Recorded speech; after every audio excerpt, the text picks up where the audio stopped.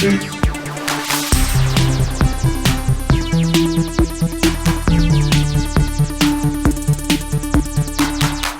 everyone, welcome to GameFace episode 171 on Sifted Games at Sifted.net. This is the last episode before E3 2019. It's almost here, just a few days away.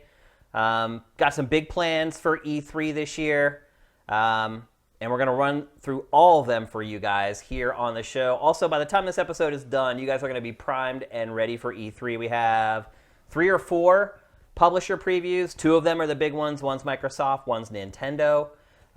So by the time the show is up, we will have made it through all the publishers, and you guys will be primed and ready for all the big stuff to come at E3 2019. And in fact, we're going to kick off the show talking about what we're doing as Sifted at E3. So streaming-wise, you guys are watching us on Twitch, and obviously Twitch is a big part of any modern gaming publication's repertoire, and we're going to be spending a lot of time on Twitch through E3. So Sam, if you bring up the graphic, we'll run you through it. So as you guys know, there's no Sony this year.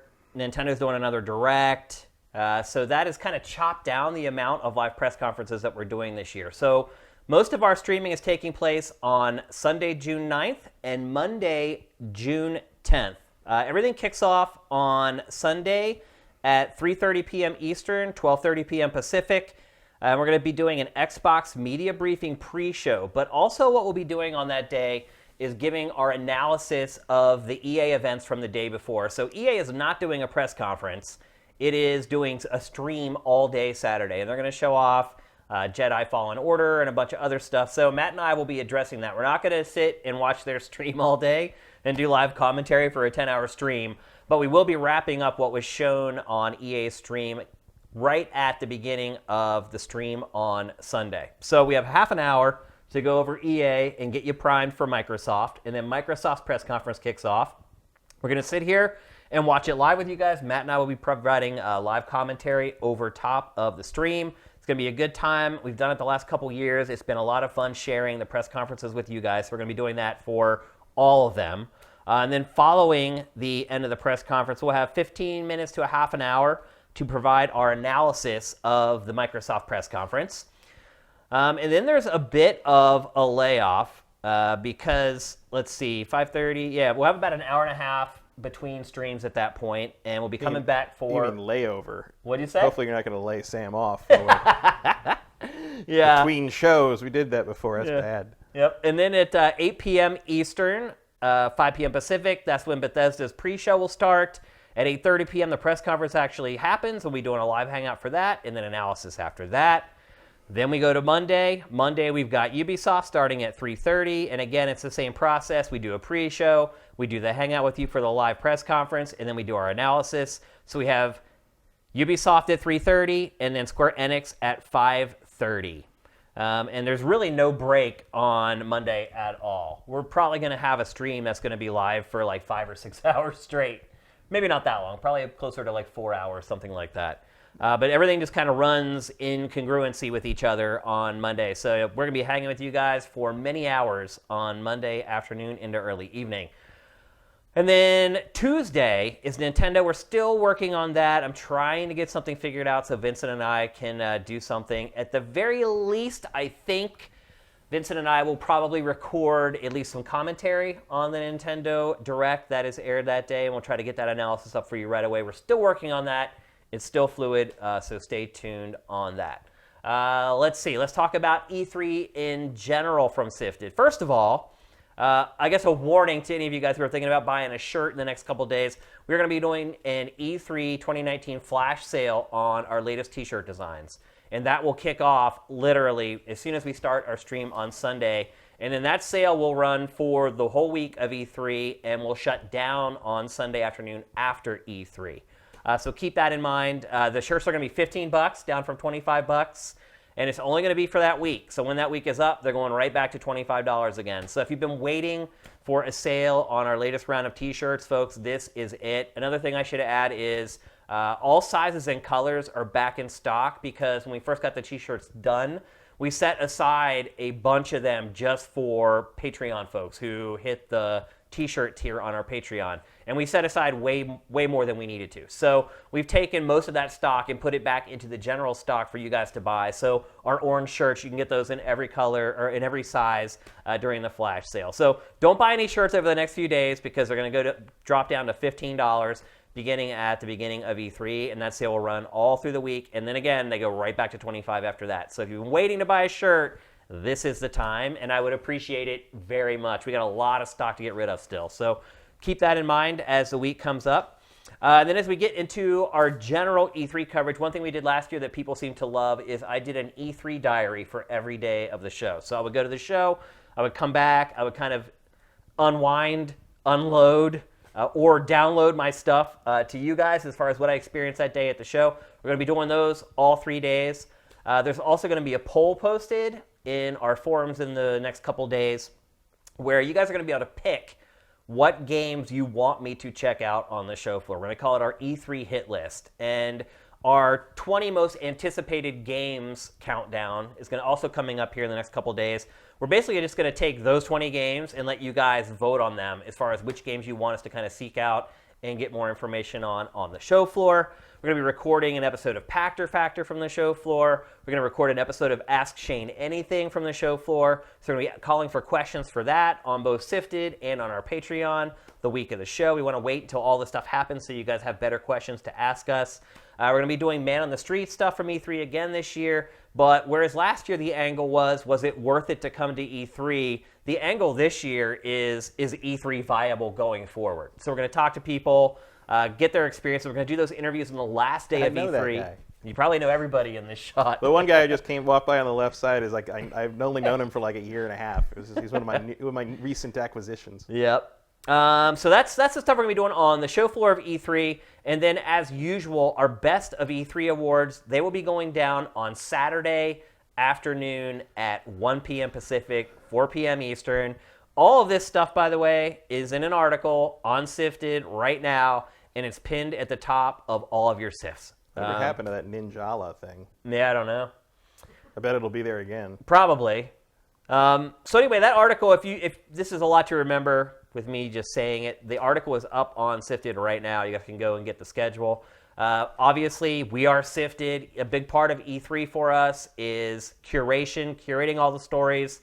If you're watching this on YouTube, and we are putting up this episode on YouTube a lot more quickly than we usually do because we realize it's going to be pointless for you to watch this once E3 is over. If you are on YouTube and you're not using Sifted for E3, you're crazy. I know a lot of you guys on YouTube have never even given Sifted a chance, and honestly, that's true of a lot of people. I have no idea why. I think when you use Sifted at E3, you will understand why we built the site. I mean, it's great every day, but at E3, it really, really shows its power. So the hub is already up. There's already almost 100 pieces of content in our E3 hub, and we're like 5 days away from E3. So I implore you to use Sifted during E3. And if you do that and you feel unsatisfied with it, I will be shocked. So everybody give it a shot during E3. I have a feeling once you do that, you will become a regular user of the site. Just give the site a chance. Break out of your patterns. Trust me, the reason I built this site was because I was tired of doing what you're doing, which is wasting your time searching for crap. So anyway, big plans for E3 2019. We are really excited about it. We'll see how the show is. There's some trepidation about the show, I think, for most people right now. But one thing I've noticed over the last week and a half really preparing for the show is there's going to be a ton of great games there. In fact, getting the list down to 20 for the most anticipated games of E3 was really, really hard. And it was a list that changed constantly for 3 or 4 days. So look out for that in the next couple days. But that's what we're doing for E3 here at Sifted. Really excited about it. We'll be here at Matt's. Sam will be at the controls of the TriCaster, and we are ready to bring you everything from E3, and a lot of it live and with us as friends. So there you go. We'll see you guys. Next stream will be on Sunday afternoon, and from then on, it's just 2 days straight of 4+ hours of streaming from us. So we hope. Isn't the Square press conference at 6 our time? I feel like Square is in the evening. It is in the evening. Mm-hmm. Well, if you're East Coast, it's in the evening. No, I think isn't it 6 p.m. our time? I don't know. That's a good question. I mean, the schedules, I looked at these schedules from the publishers, and this is what they had. There could have been a typo, maybe. Maybe. If there is a mistake, we'll go and we'll fix it on the article on chat's the saying site. Square 6 p.m. Pacific. Oh, it is? Okay, So then we it's need to basically fix that. pretty much the same. So we'll have the gap both days. Same gap both days. Okay. And we'll go and fix that in the article on the site I don't as well. mind that. I literally got that information from Square Enix, from its press release. Well, I'm going to guess that that's a preview of the kind of thing we're going to see. So, you may be right. They don't even know what time their press conference goes live. You ain't getting a Final Fantasy VII release date, folks. That's my prediction. It's my Pactor prediction right here. So anyway, let's kick off the show proper. We're going to start things off with maybe the biggest publisher at the show this year, Nintendo. Nintendo is hitting the sweet spot of Switch. Year 3. Certainly the one with the most momentum. Yeah.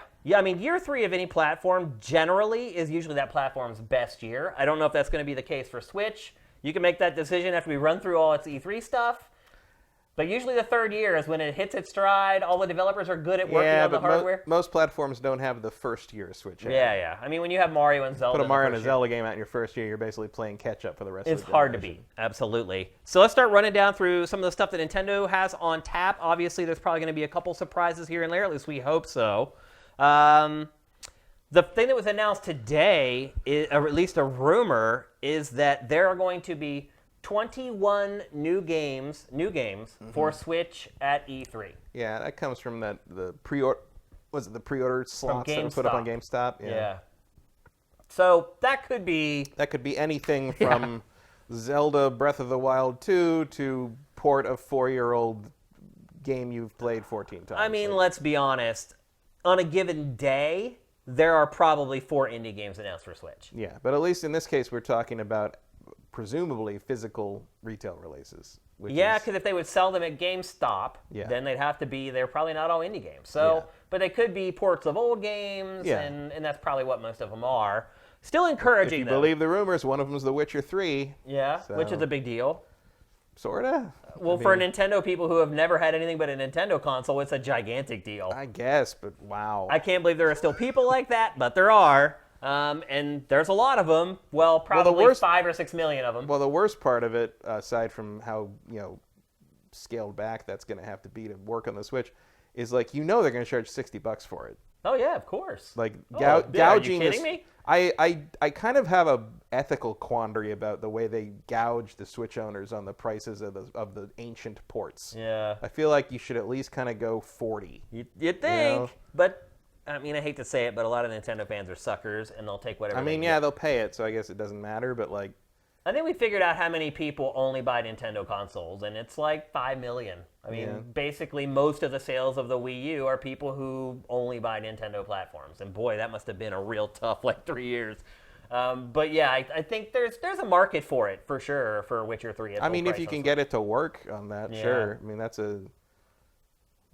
the vanilla PS4 can barely run that thing. I guess if you'd scale the resolution way down, or it's the launch thing for getting that streaming tech over in the West. Although, why would GameStop be selling that? Right. So I don't know. Yep. So that for Nintendo fans, that's a big get to finally be able to play The Witcher 3. So I understand that. It's yesterday's news for everybody else, but. There's a lot of people out there who just own Nintendo consoles. So let's get into some of Nintendo's first-party stuff. The Legend of Zelda Link's Awakening. I hate to say it, but this is the game that came to mind first for me as being most excited for at E3. I am more excited about Pokemon, but I'm a Pokemon That's fan. my close second. This I'm certainly interested in, but Link's Awakening is not one of my favorite Zelda games.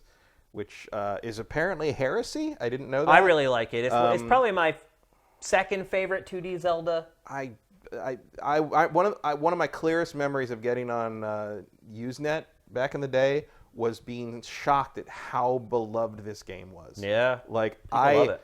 I always found it kind of a pleasant little diversion. It was a nice to have thing, but I never thought it touched Link to the Past. Link to the Past is my favorite. Or even favorite 2D Zelda. The original, although the original has gone down in my estimation a lot because it's just so It is so old, yeah. I still think it looks like the dentist from Rudolph the Red-Nosed Reindeer, but yeah, he does kind of look, yeah. Yeah, I'm not 1,000% behind this art style, but to me, the puzzles and the game design and structure, the story of this game, it'll be good to play it again. Yeah, I'm really excited for this. In the way that it was good to play like Metroid 2 again. Yeah. In the remake of that. Yep. The crazy part about it is that there have been rumors swirling that like this game was just going to be shadow dropped, and like people were thinking after the last Direct that it was just going to be announced at the Direct that it's available now. That turned out not to happen. Of course, they're not going to just put this out digitally. It's got to ship to retailers. Yeah. So no, Nintendo doesn't really shadow drop stuff that gets retail releases. Yeah. No one does that now. Diddy Kong Racing is the only one I can think of. Yeah. Well, and the Saturn. Yeah. You said Nintendo though. Yeah. Well, but like. I'm just thinking about like the only times things that hardware that big has that have been done shadow that. dropped. Yeah, and like that didn't work out so well. No, for Sega. So definitely did not. But that's what happens when you launch a system with a bug. Yeah. And Clockwork Knight Yep. instead of Breath of the Wild. I do have a feeling that this game is not going to be too far away though.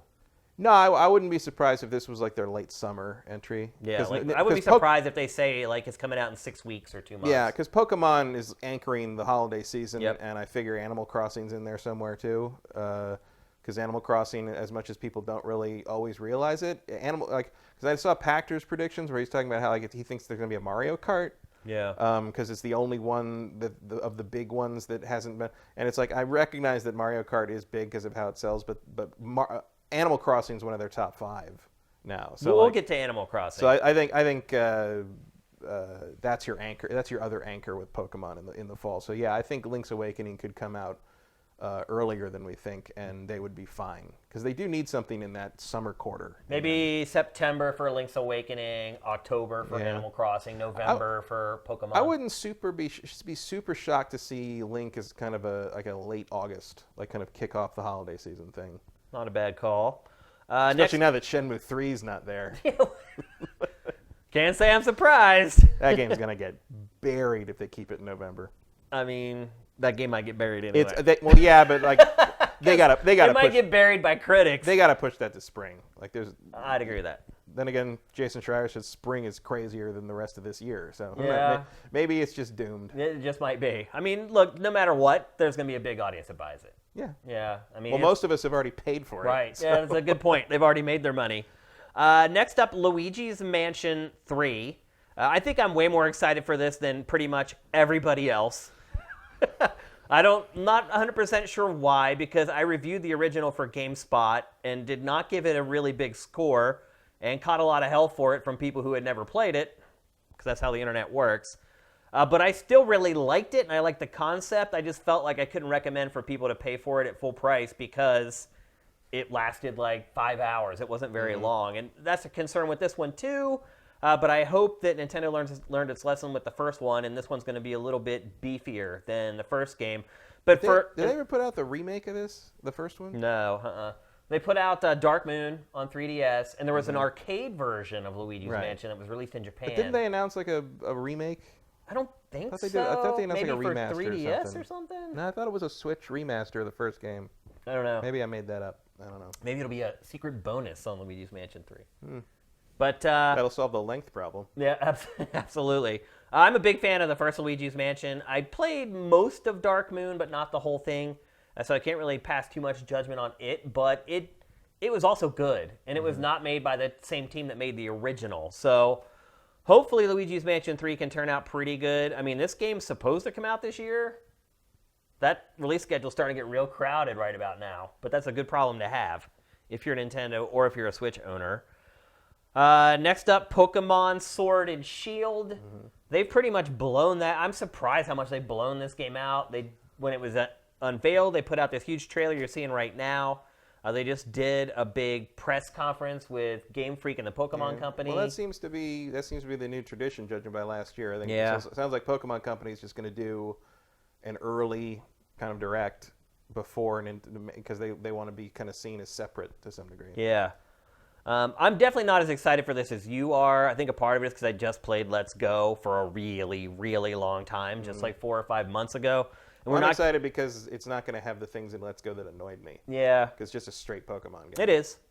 And I would say I was surprised that Let's Go was more of a straight Pokemon game than I thought it was going to be. Yeah, it was. But like the motion control stuff annoyed the hell out of me, and the lack of options of how to play it, like handheld versus docked, and like, it was charming, but like this is going to be more, I think. Well, this is the real McCoy. Yeah, this is going to be the thing that I'm after. This is canon, new canon coming here. The game's going to be gigantic. We don't need to tell you guys that. We don't even really need to talk about it. You guys and are conveniently, it's 2 SKUs, so that further fills out GameStop's 21. Right, that's true. I didn't even think about that. Which one are you going to buy, Sword or Shield? I'm not sure yet. I mean, my inclination is Sword, but we'll see who the exclusive Pokemon are in each one. Yeah, I mean that's usually what determines it. I mean they've unveiled the Pokemon, sort of some of the new starter Pokemon for the game, but you're right, we don't know what the exclusives are yet for each version. We don't even need to talk about this anymore. I'm guessing everyone listening to this or watching this right now has already pre-ordered this game and they're all in. Unless they're still deciding which one to get. Yeah, it'll be interesting to see. Actually, I tend to collect both versions, so I might just when Sun and Moon came out, Amazon did that like double steelbook. Like if they do something like that, I'll probably get that. It'll be interesting to see if this is like. I mean, you would guess this would be the big crux of Nintendo's booth. Because the way Nintendo's really done it the last several years is it has one big game that kind of takes over the whole booth. Sort of, but last year it was more just sort of plain white. Like it was sort of it was kind of corporate. Yeah. But do you want a Pokemon game to be like that focal point? You want people to know, obviously, it's coming, but it's kind of a weird game to play at a convention.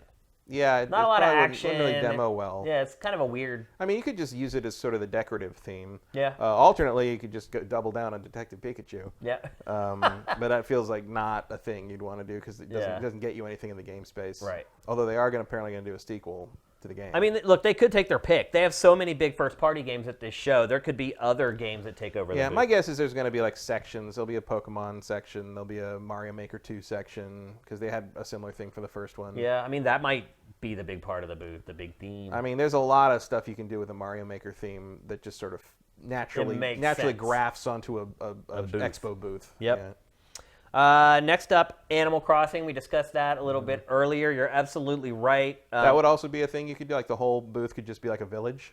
Yeah. And you could sort of go through in each village. Each house is like surrounded by kiosks or whatever. And I think you're right. Pac consistently discounts how popular his series is. It wasn't just in that episode. Like, if for whatever reason he has this mental block about Animal Crossing. Animal Crossing is a juggernaut. It's huge. Like, yeah. But he is right. I mean, Mario Kart is the best-selling game. Yeah. Already, Mario Kart 8 is the best-selling Switch game, which is just a port of the Wii U game. So...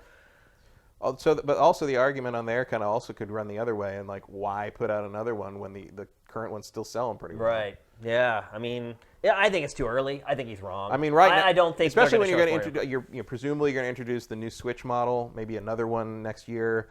Mario Kart 8 seems to be like almost the default buy it with the system game. So like, why mess with that? Or why not just start packing it in with Switch instead of like cutting the price? Just start packing in Mario Kart. Yeah, with I feel like that's the next step. And I think the other thing, too, about it is that Mario Kart 8 is a game as a service, let's be honest. Like, it got a ton of DLC after it released. It's kind of a platform and not really a game. Yeah, I don't think it gains them much to put out 9 this soon. I don't think so either. I think maybe next holiday season we get Mario Kart. Because I think to the large majority of people who didn't own a Wii U, Mario Kart 8 is a new game. Oh, yeah. It's the brand new Mario Kart. Yeah. I mean, and that's most people. Yeah.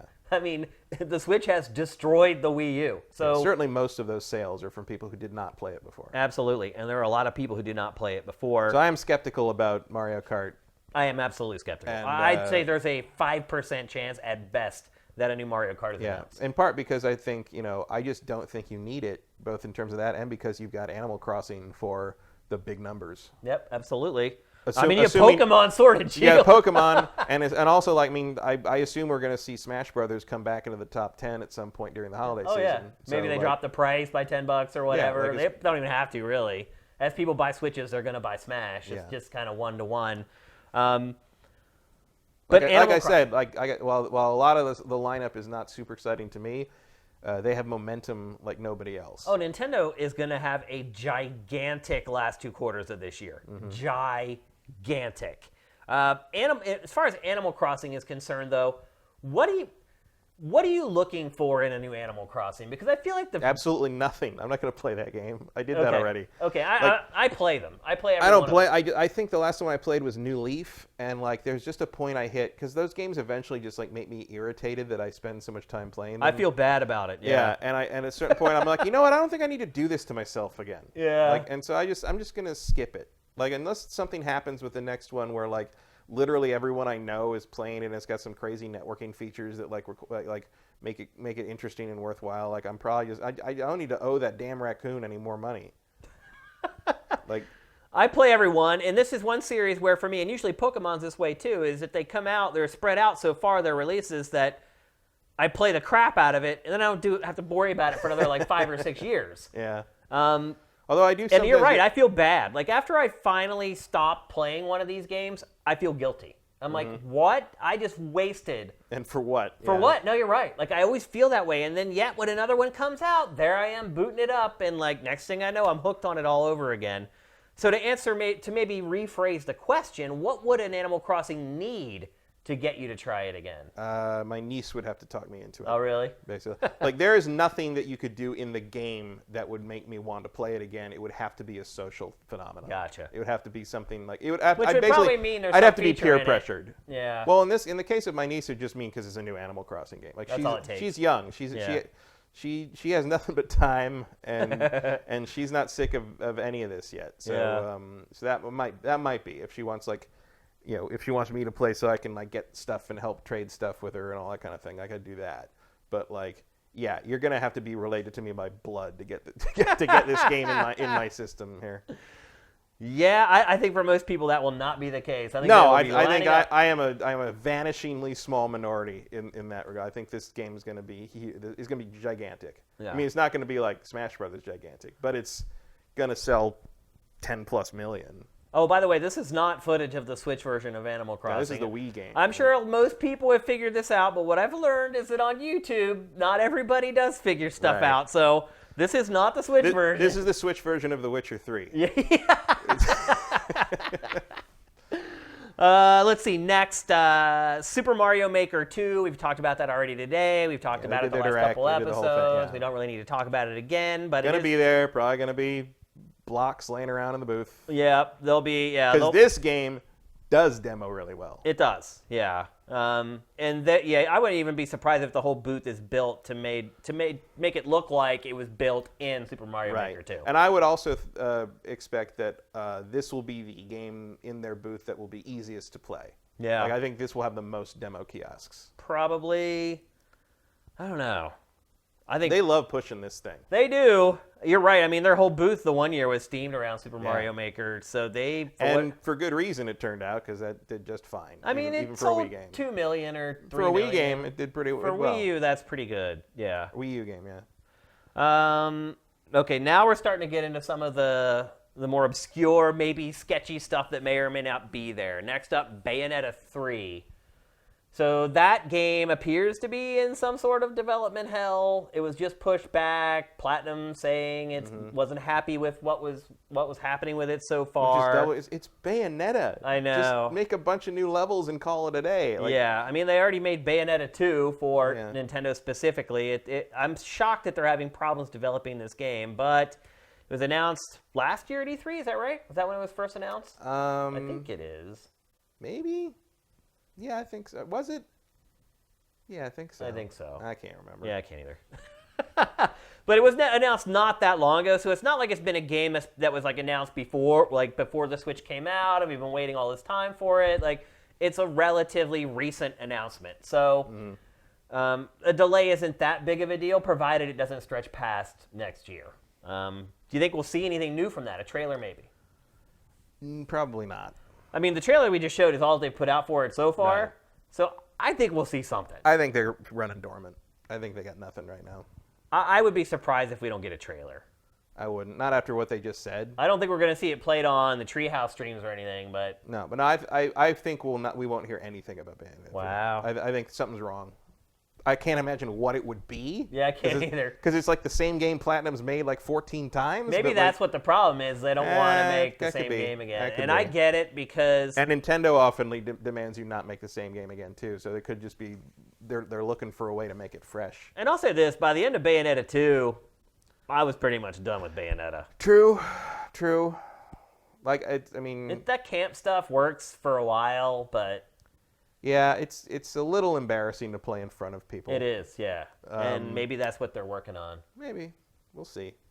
I think this one's going to end up being like a late next year thing. Bayonetta 2 didn't exactly set the sales charts on fire either, so... No, but it feels like they really want this to catch on somehow. Like, it's amazing to me how, we'll be up to 3 games on this. When did the first one come out? Like, almost 10 years ago now? Yeah, that's about right. Like...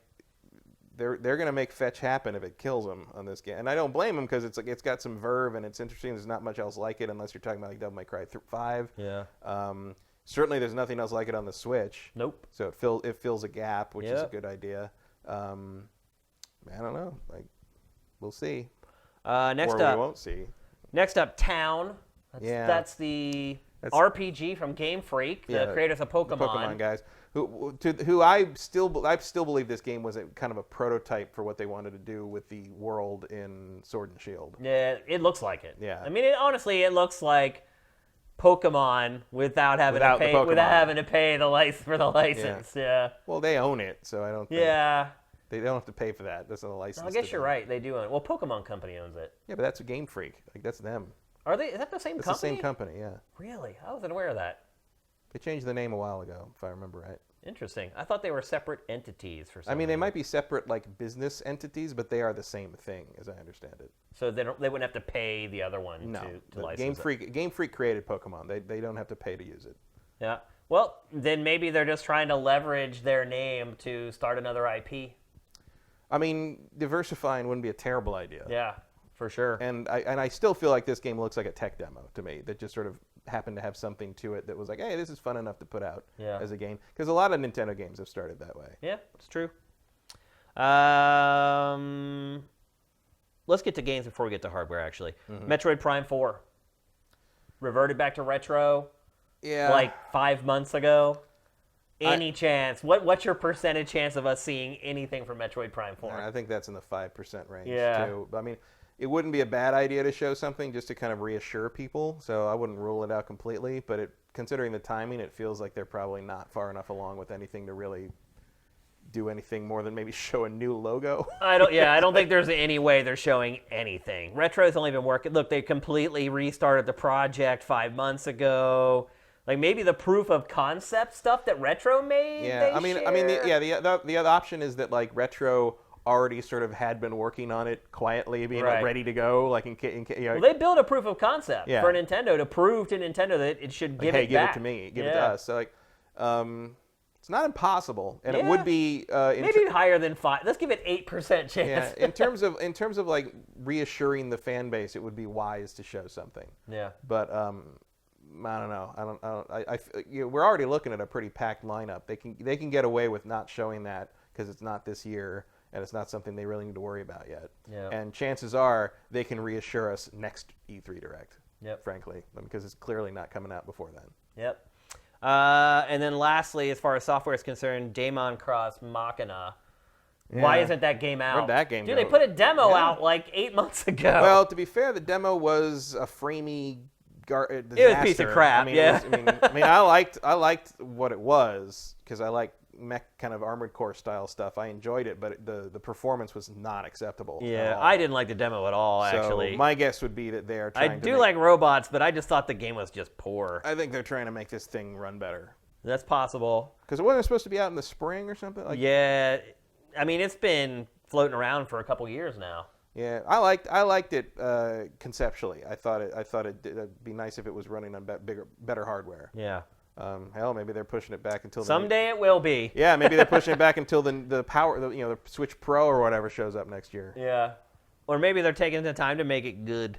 I didn't like that demo at all. It was like torture playing it for me, but to each their own. I think it was fine. I just want it to run smoothly. Yeah, that was honestly the least of my concerns. But you're right, it did run crappy. And now let's talk hardware. So Nintendo has already said it's not showing any new hardware at E3. Do you believe it? Maybe. I don't know. I feel like Nintendo said this before, and it was a lie.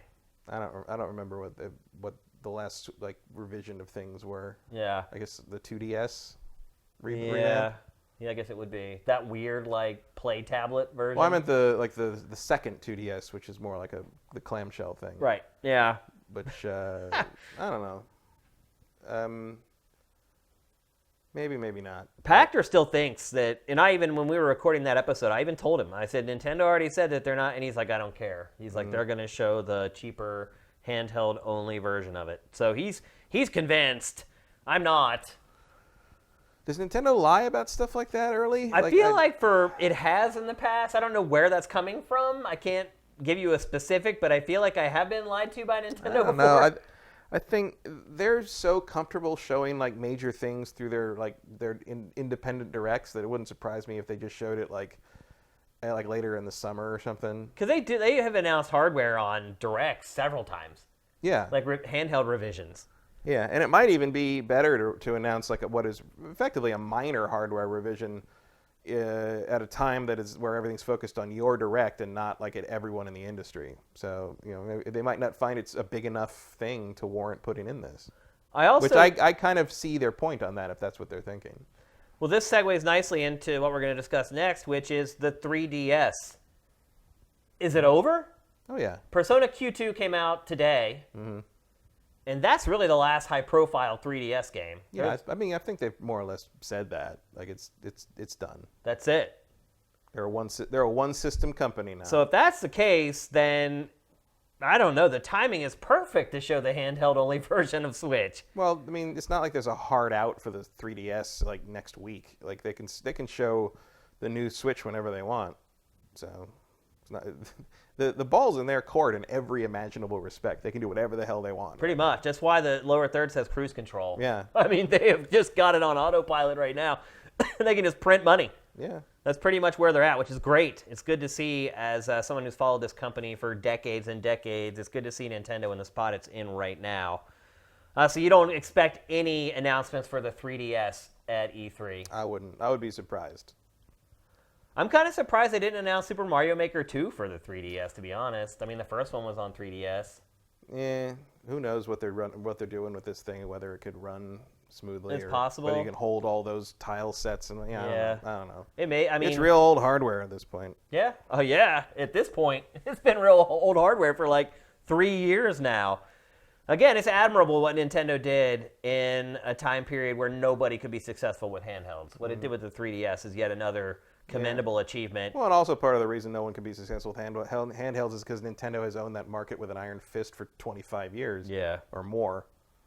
So, they taught everyone to stop messing with them in that space, and now they sort of own it sideways thanks to the Switch. So, what about maybe cutting the price of the 3DS to like $100? I don't know if you can do that considering the capacitive touchscreen. Like those things cost what they cost to make. Like that was a problem with the Wii U as well. Like the touchscreen on that controller cost what it cost, and there was a point at which it just didn't get any cheaper, and that's one reason you never saw super cheap Wii U's, and why the Wii U was not blown out at clearance. Nintendo bought them all back from the retailers. Right. Although people have started to see, I saw somebody like picked up like a Wii U. Cheap on Twitter. I saw they picked it up for like €40 or something.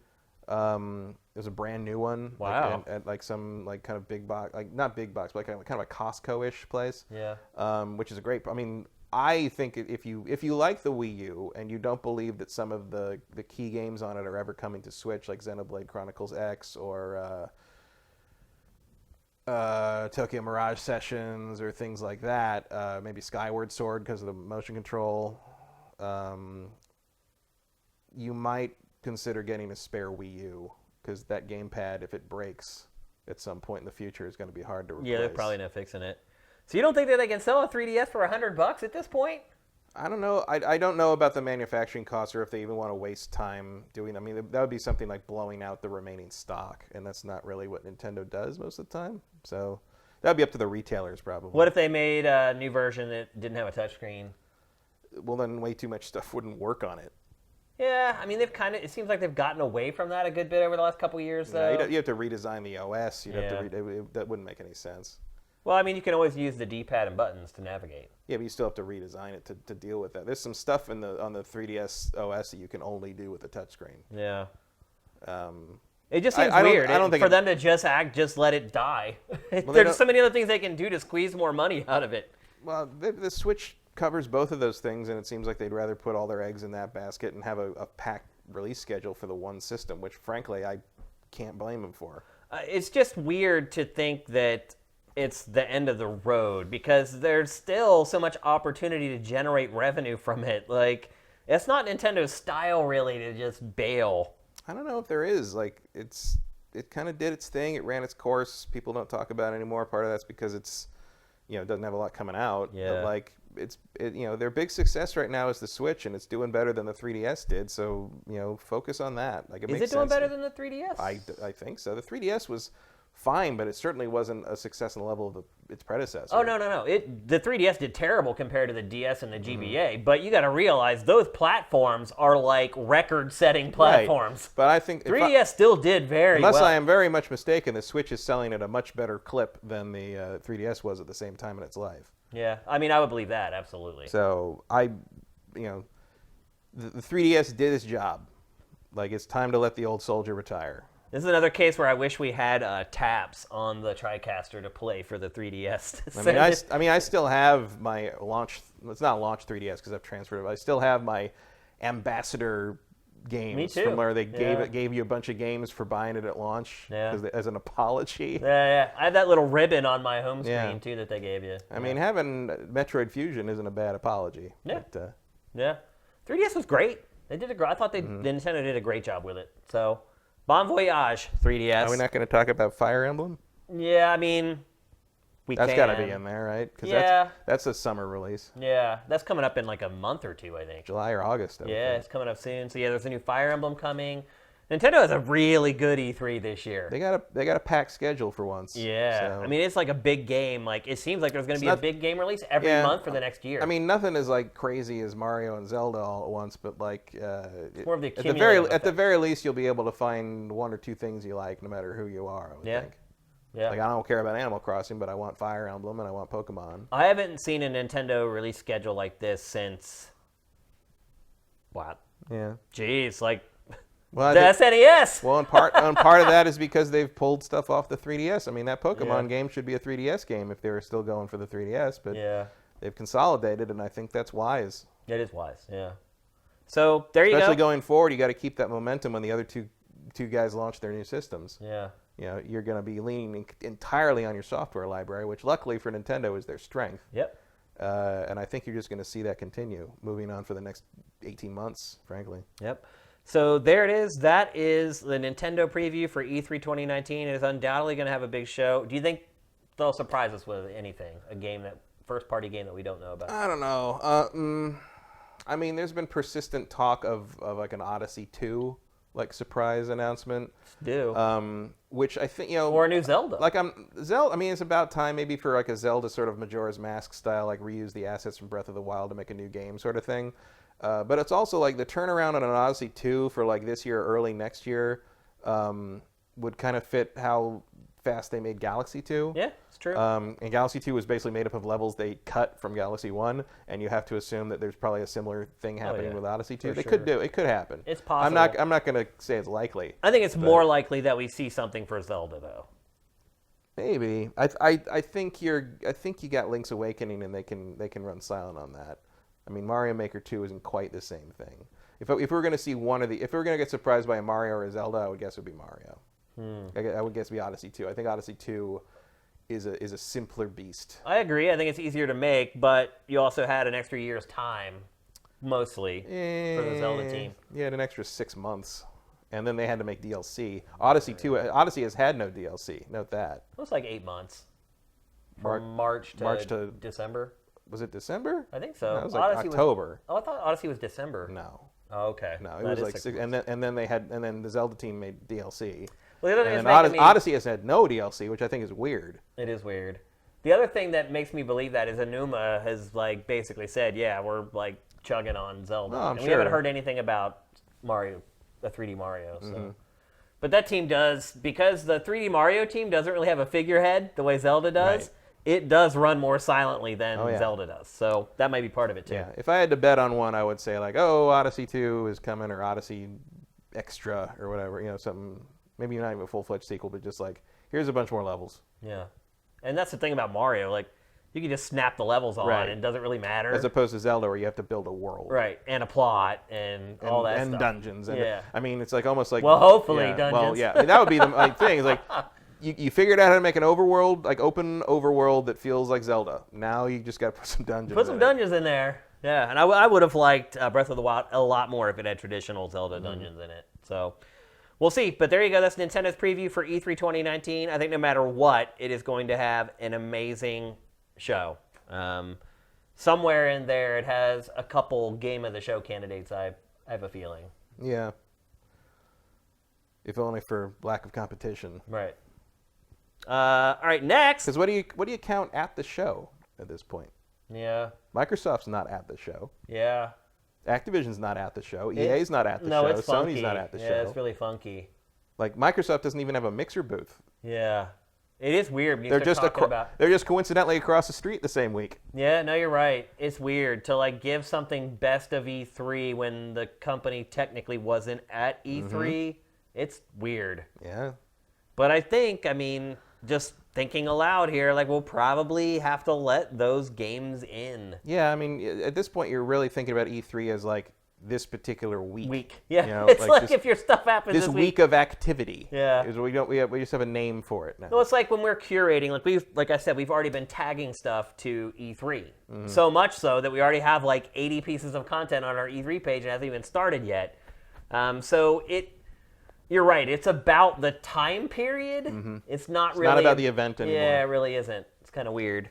At a certain point, you could end up with all the different companies just having their own events in downtown LA with no E3. Yeah. But we'd still call it We E3. would probably still call it E3. Much to the ESA's dismay. The E3 would just be an esports booth in Sega. The ESA would not be happy about that. Trust me.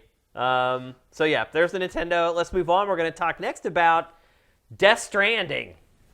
Sony isn't going to E3, but it kind of is, because like we were talking about it. It certainly seems like it could have. I mean, the Death Stranding trailer is called the E3 2019 release date trailer. That's the way it's titled on the official trailers on YouTube. So they are kind of having their cake and eating it too with E3. It's discouraging if you're someone who enjoys E3 and likes the whole event and the kind of the pomp and circumstance that goes with it, and you don't want to see that go away. Seeing Death Stranding explode on social media just from putting out a trailer is not encouraging.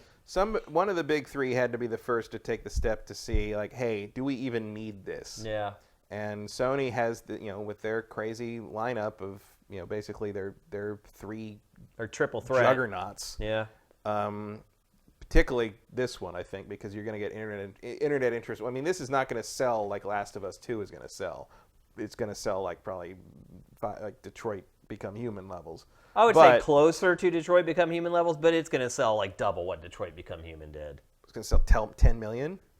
Like 8. I think that's way more than it depends. I mean, if it's like some kind of breakout like phenomenon, maybe. But I mean, I don't know if you read like the press reports after this trailer came out, but people are like falling all over themselves over the game. Yeah, but that's the core gaming internet people. Like, I'm talking about the people that make these things 10 million, 20 million sellers. Yeah, I mean, I'm talking about journalists. I'm not talking about just fans. Like, who cares? It makes a difference. It can. But I haven't seen a lot of bad reviews tank anything in the game space recently, sales-wise. Certainly didn't stop Days Gone. Yeah. Well, we don't really know yet with Days Gone. Days Gone did not do God of War money, but it did fine. I mean, I would guess this would do something similar, probably. I would not have guessed Days Gone would have done as well as it did. You got to remember, this has Norman Reedus in it. You don't think he's going to be all over the marketing, you're crazy. Sure, but... That instantly creates that connection for people. People who don't play games are like, oh my god, Norman Reedus is the star of this whole game. I think you might be overestimating the pull of Norman Reedus. I don't know. He's a pretty big deal. Sam's. I gotta laugh at a Sam. That's all I ever want. Victory. I mean, Mads Mikkelsen is more of a draw to me. No way. Yes. To you, he is. To the average person, no freaking way. Off of like Hannibal in terms of like. Yeah, but Hannibal is an amazing show. Amazing. I love that show, but it pales in comparison to The Walking Dead as far as popularity and pop culture. Popularity, sure, but like. I don't know how much crossover there is between. Trust me, Norman Reedus has way more fans. Way more. That's mysterious to me. Women love him, man. Love him. All right, well, I don't know if this trailer is going to sell this game to a lot of women. What do you mean, the bridge baby? You don't think that'll be attractive to females? I think. Well, Kojima still doesn't know what to do with female characters because apparently they're just here to be threatened to be exposition dumps. Yeah. Which. Conveniently, in Metal Gear Solid 4, he combined both of those things into Naomi, so it was very efficient. Someone was complaining about the lack of diversity in the cast in this game on Sifted. It is pretty pale. To which I basically just replied, Kojima's Asian. Yeah, well, so? He's a person of color, so to accuse him of like intentionally whitewashing the... Most of the accusations of things like that are not about intentional. It's more about you didn't even think of it. Which is possible. Which is probably what's happening. I don't know, though. Kojima thinks about everything, probably too much. I don't know if I'd go that far. I think that's part of his problem. He should maybe think about quality dialogue once in a while. Yeah, well, to him it is quality dialogue. Well, I did notice in this trailer that the dialogue does feel a little more like something a human being would actually say. Well, that's probably because he's gotten real actors involved. And generally, a real actor is going to like read a terrible Kojima line and be like, "What if I say it like this?" Yeah. And make it better. If you'd like an example of when that doesn't happen, go watch Godzilla King of the Monsters. Yeah. Wow. Yeah. Matt was not impressed with that film. Not thrilled by that one. Oof. He unloaded. Oof. The big deal about this trailer, though, is, and it's not even really the trailer. The trailer gives you some hints, but when the trailer went up, a blog post also went up on all the official channels that finally explains what is going on with this game and how it plays. Sort of. No, it really does. Like, I don't... I still don't really understand what I'm doing moment to moment, but at least I understand sort of the broad loop. You know, like the whole not dying thing, like kind of I understand the concept of sort of what he's after and what the connection thing means, more or less. The weird double entendre on Strand and Death Stranding. Also the fact that the American guy who delivers things from town to town to establish new connections between them is named Sam Porter Bridge, which might be the least subtle naming convention since, I don't know, whatever the last Dan Brown novel was. Wow. Also, there's a guy in this game named Die Hardman. I don't get it. I kind of like how he names his characters stupid things. I mean, that's not just in this game. He's done that all along. It's constant, but like at a certain point, it's Die Hardman. Yeah, I love that. I think it's funny. Because clearly you're naming it after the movie. Yeah. It's dumb. Yeah. It would. I think it transcends stupidity to be cute. Not when this shit plays itself so damn straight and serious. No, it does. Absolutely. I mean, there's some elements of every Kojima game that is just sort of there for whimsy's sake, but like the marketing doesn't pull that. I mean, to watch this we desperately want to be like a major blockbuster film thing, and then have like the Die Hardman title. I'm like, oh please, come on. So don't get me wrong, it's better than David Cage, but.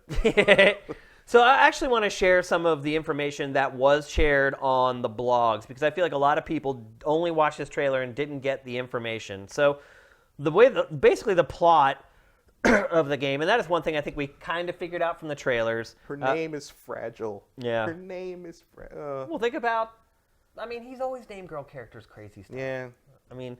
Anyway, after the collapse of civilization, Sam Bridges, your favorite, Norman Reedus, has to save everyone from the brink of extinction. The Death Stranding refers to supernatural events that occur after a series of mysterious explosions.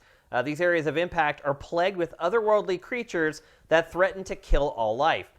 As Sam Bridges, you'll brave that wasteland to try and save everyone. So you're trying to save humanity, basically, from... Yeah, although it certainly seems like he has to be talked into that early on. Yeah. Oh, a reluctant hero. How original. And then here we start to talk a little bit more about I also feel like how the game plays. If this had been made as a movie like 20 years ago, Norman Reedus' part would have been played by Kevin Costner. Yeah. Yeah, it's pretty It feels like a Kevin Costner movie. It's the follow-up to Waterworld. Yeah, it's like a Waterworld. I mean, the postman. Like you say the mailman, the postman. Right. Is what it keeps reminding me of. Yeah. So what you're actually doing while you're playing, what the objective is... There's a little Apocalypse Now action. Yeah. This is a cool shot. This is a cool shot. This is a neat bit here. Yeah. I will give it credit for in the sense that like this trailer and sort of the description make it clear that they are going. There's a lot more interesting elements in terms of like the time travel stuff and sort of the thing. They're going full maximum weird. Although part of me, because of some of especially the imagery here, I wonder if a lot of this was sort of his plans for Metal Gear Solid 5 that had to get scrapped.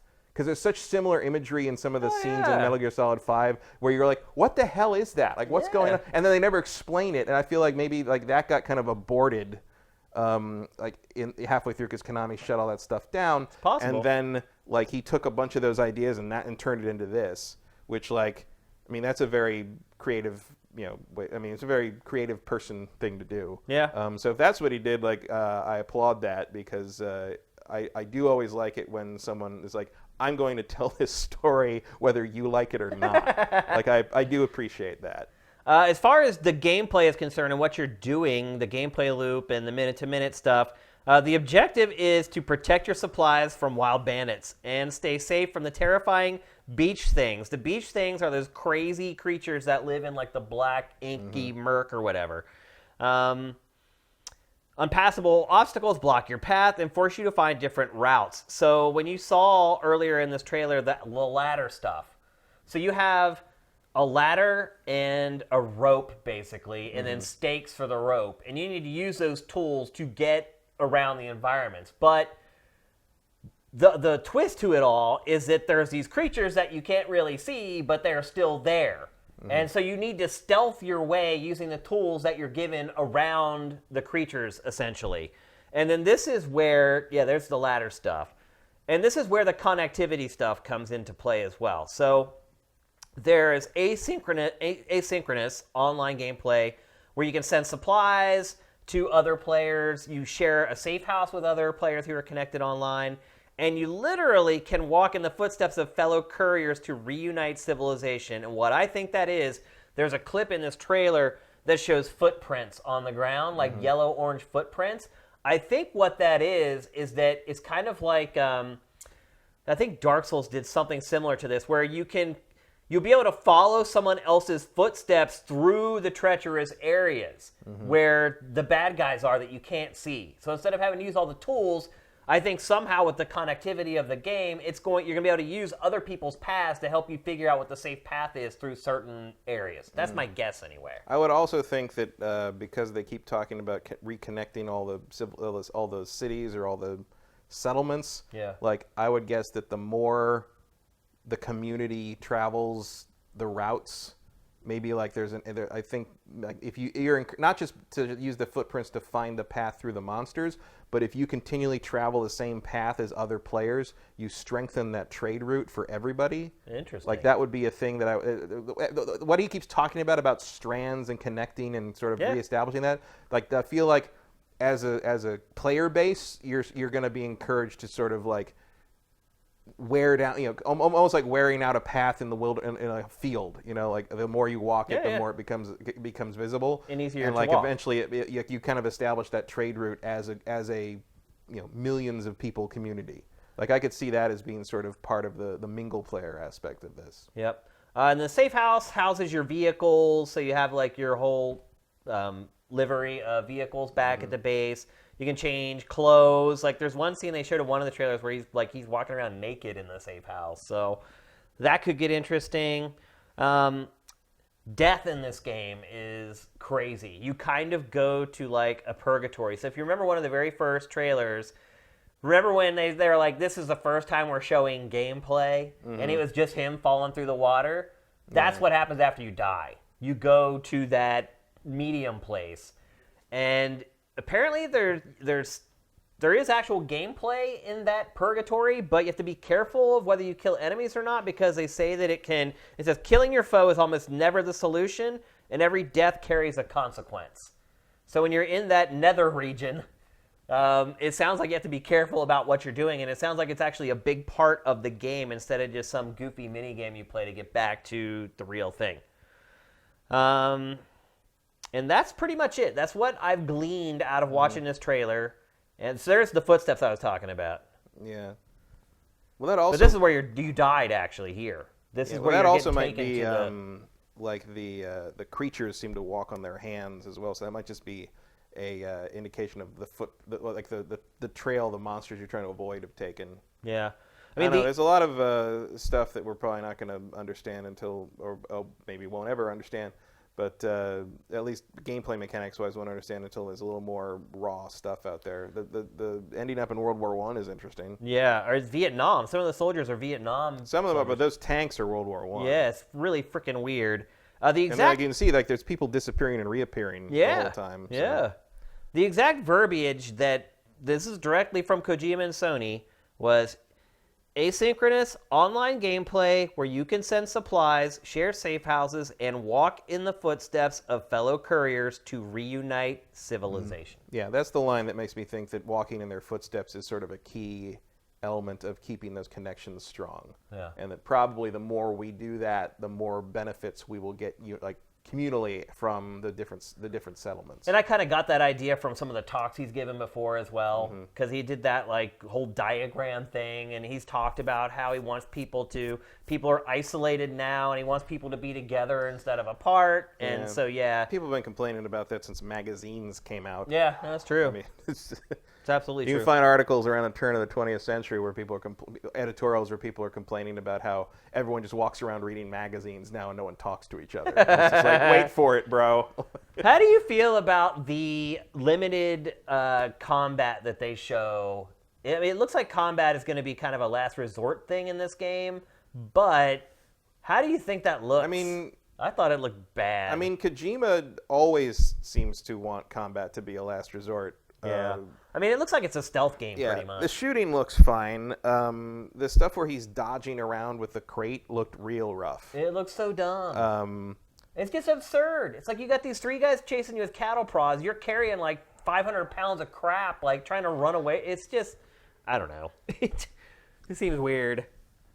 It also just, when I first saw it, I was like, really? You're going to have to run away from people with those big bags on your back? Well, I also get the impression that you probably, if you play your cards right, they won't see you and you won't have to fight them. Right. I mean, it feels like a fail state to me. Well, those aren't really the bad guys that are in that scene. Those are other humans. Well, they're not the monsters, but they're definitely the bad guys in the sense that they are they're pirates or whatever. Yeah, bandits. Yeah, they basically are trying to take your cargo. Trying to take your box. Yeah, because you got to get that box of civilization to establish the strands of connection, man. We didn't even talk about the bridge babies, really. Mm-hmm.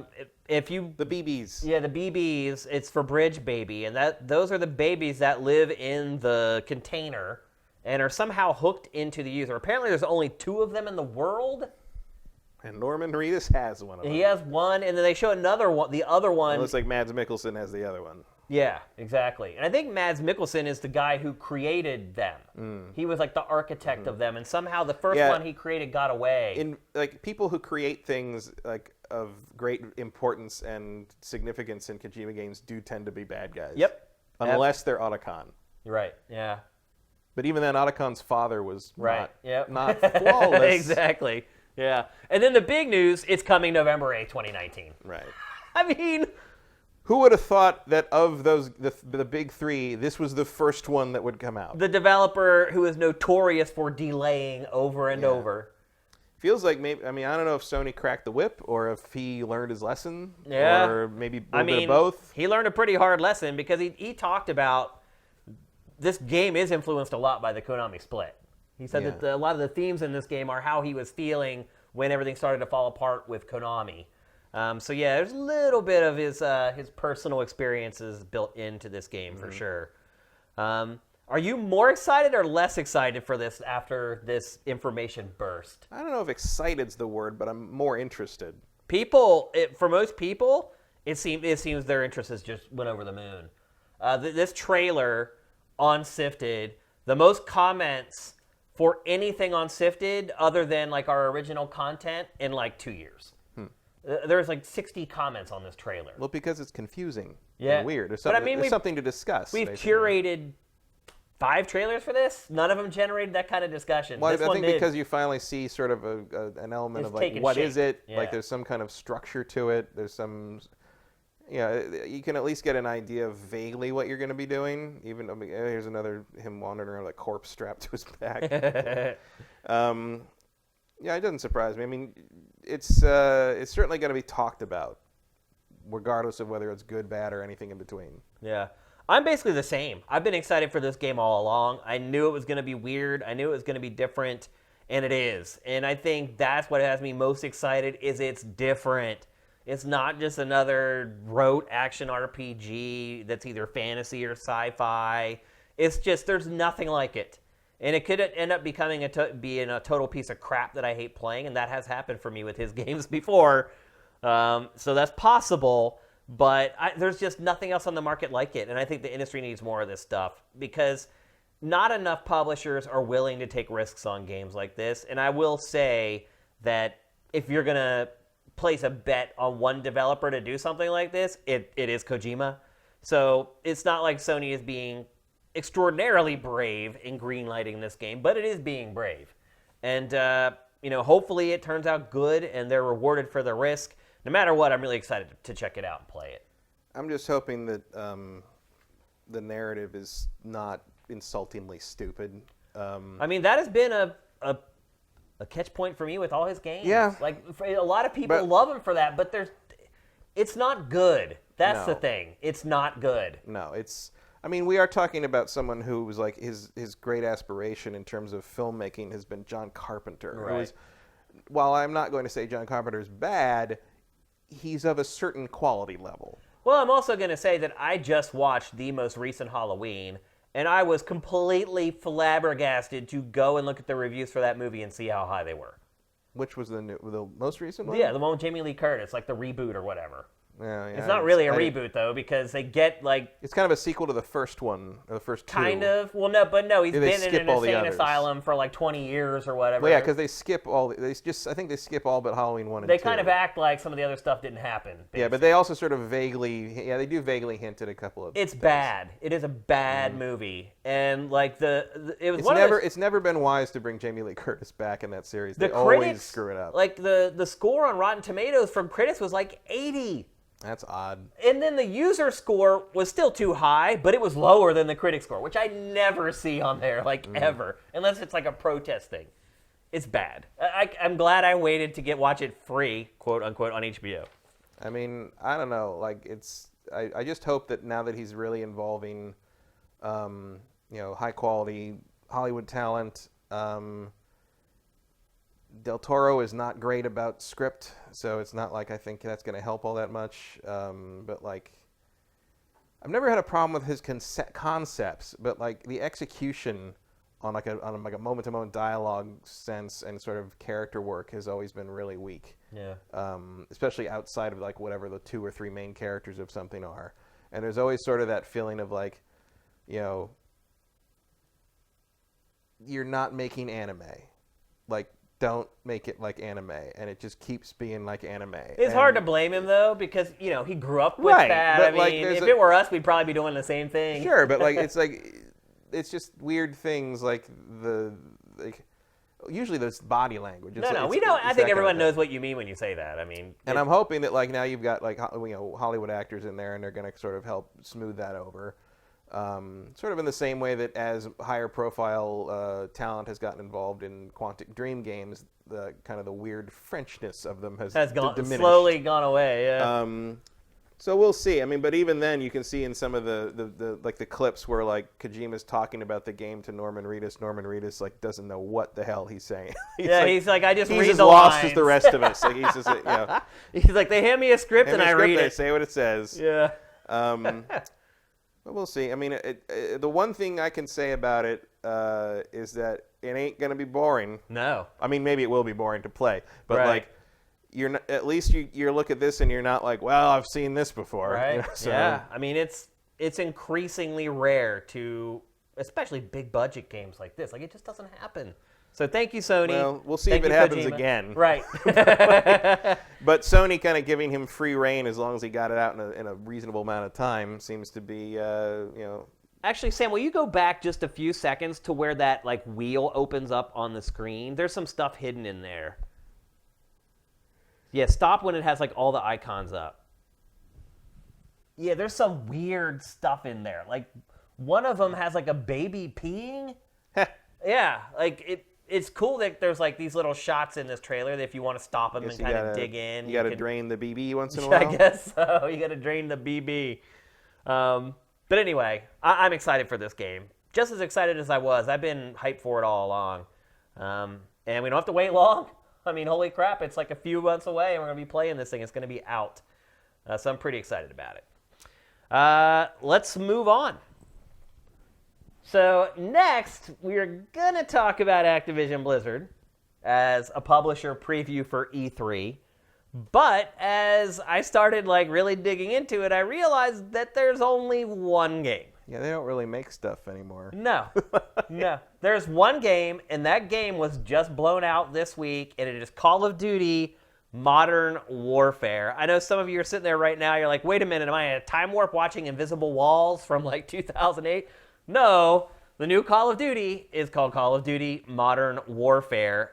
People probably don't even realize the first one was actually called Call of Duty 4 Modern Warfare, and they did drop the 4 for like the remaster, so it's a little funky, but this does not have the 4, it's just Call of Duty Modern Warfare. I should also note that when I reviewed that game, they started up the the exe on the dev kit to like let me play it, and the exe was called COD3.exe. Oh, really? Yeah. Interesting. So, clearly, Infinity Ward did not accept the numbering of the Treyarch game at the time. Definitely. Yeah, or like, they just started development on it before that was decided, which is more likely. Probably. But you're probably wondering why we're showing you No Russian right now. And the reason we're showing you this is because basically what's been shared and discovered over the last week is that Modern Warfare is basically an entire game of No Russian. And for those of you who are saying, what the hell is No Russian? No Russian is the scene you're seeing right now. It was in Modern Warfare 2. And basically, you're not forced to massacre people in an airport. You can not shoot. Eventually, you do have to shoot one person in the scene. You have to shoot the armed security that comes to fight you. Yeah, but you don't have to kill the innocent people who are like crawling across the floor. But you still have to witness. But you you are free to. You are, and you can shoot them. And no matter what, you have to watch the people who are with you mow down innocent people. And according to Infinity Ward, except that guy. Yeah, you can't kill that guy. Well, he's already dead apparently. But yeah, you can see you can pretty much shoot anyone. And obviously this scene disturbed a lot of people. And well, yeah, it gave you the option when you started the game to skip it. It did, although it didn't tell you what you were skipping. Yeah. It just says if you are squeamish, choose yes. So I think most people selected no, and were like, no, what do you mean? And then they get here and they understand, oh, that's what you were talking about. This generated a ton of negative publicity when it came out.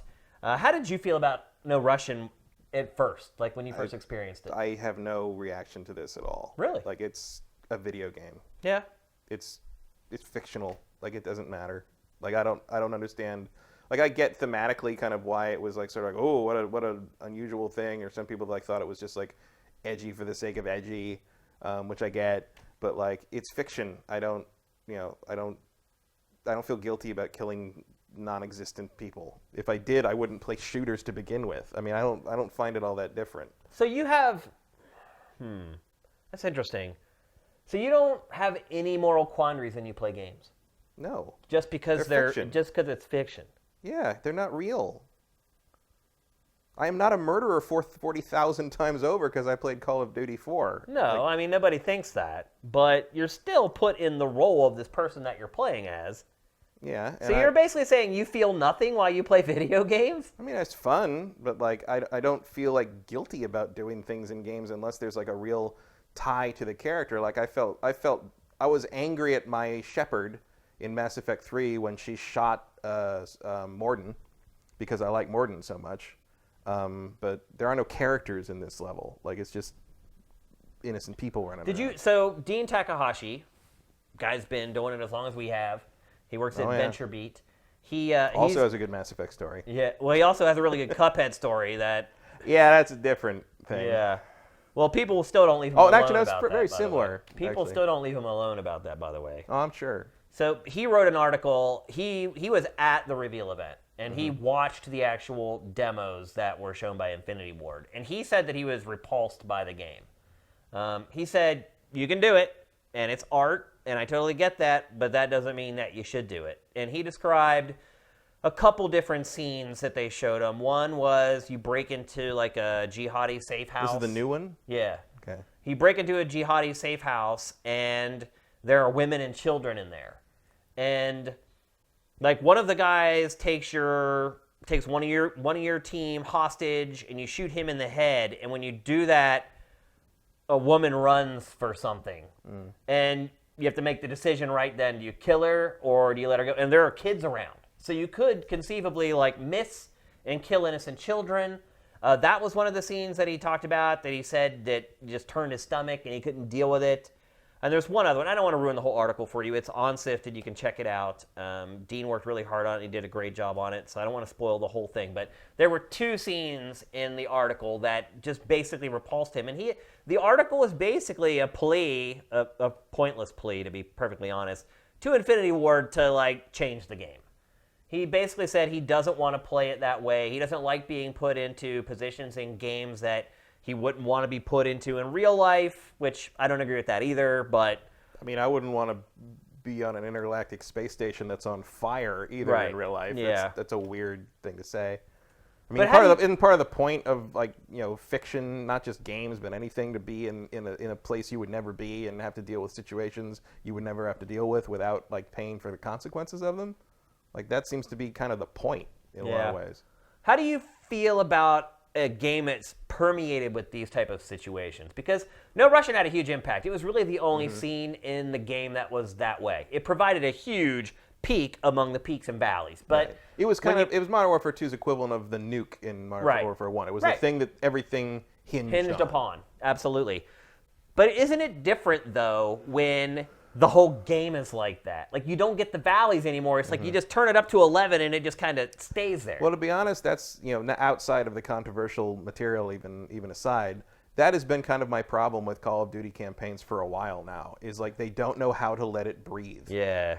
Infinity Ward knew how, the old Infinity Ward, the people who became Respawn, they knew how to let that stuff breathe. They knew how to quiet it down. I mean, also... The ghillie suit stuff. We'll also consider... The double entendre of no Russian is not just that he says don't speak Russian so they don't know we're Russian.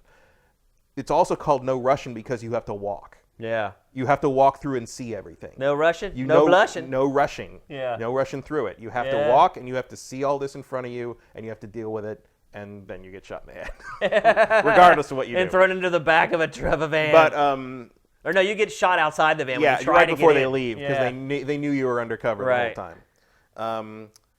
So yeah, like clearly Infinity Ward, you know, this was a very conscious choice at this point in the story to do this and pull that rug out from under you in a game that is, you know, the story is trying to pull the rug out in a lot. You know, you see America invaded successfully in a lot. You know, for the most part, you see some beloved characters get killed later on. You see a major betrayal later. I mean, there's a lot of stuff that happens in that regard.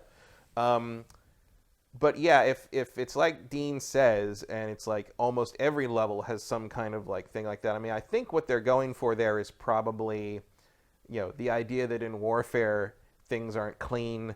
You know, you're not going to bust into a room and like everyone in the room is conveniently an evil person. Like that kind of thing. That's what they said. They're trying to portray the gray area that is modern war now, particularly when you're dealing with extremists and, people who are living in sleeper cells. And, it's or, like or embedded in normal civilian it's locations. like when they went to kill Osama bin Laden. Like his kids were there, his wives were there. Like they had to kill. Or in it goes back to Vietnam. Yeah. I was actually watching some interviews with veterans from the interviews were done like 90, but there was one guy who was just literally talking about how like he didn't understand when he got there that there weren't enemy combatants. They were just everywhere, and it's just the people that live there. And they just they eventually would start going through villages, and they just call down strikes, and they'd leave that village, and they got out of that village, but they left behind 20 or 30 new recruits for the Viet Cong because they hated them for doing what they did. Yeah. But there was no other. They couldn't think of any other way to fight them, and eventually, once you do that long enough,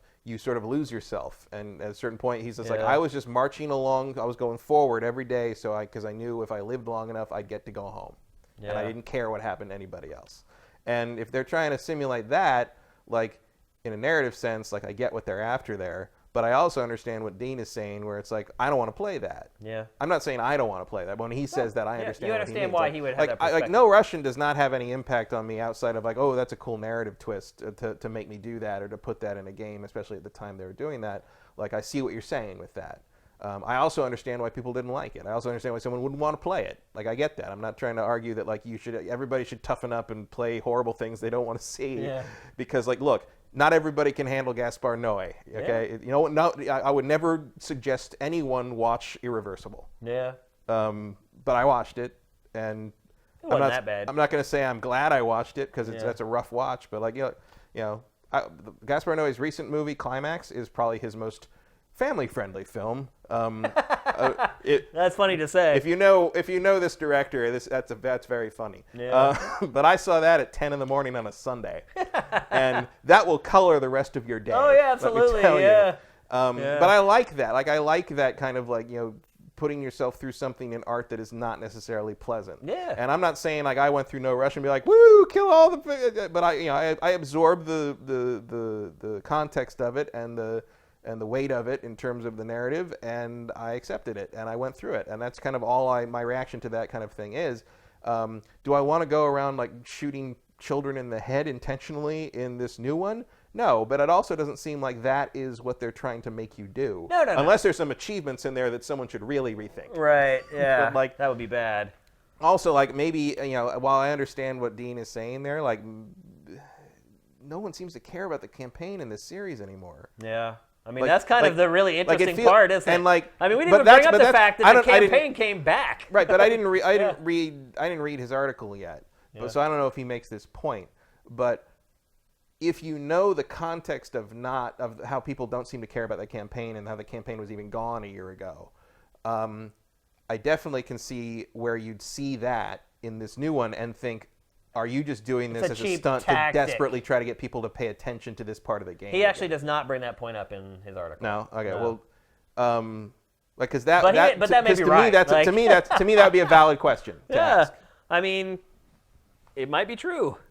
Because like there is on one hand sort of the like, yes, this is what warfare is now. Yeah. And on the other hand, there's sort of like, well, you knew this was going to get, attention, right? Dean was saying that he thinks the game might get like an AO.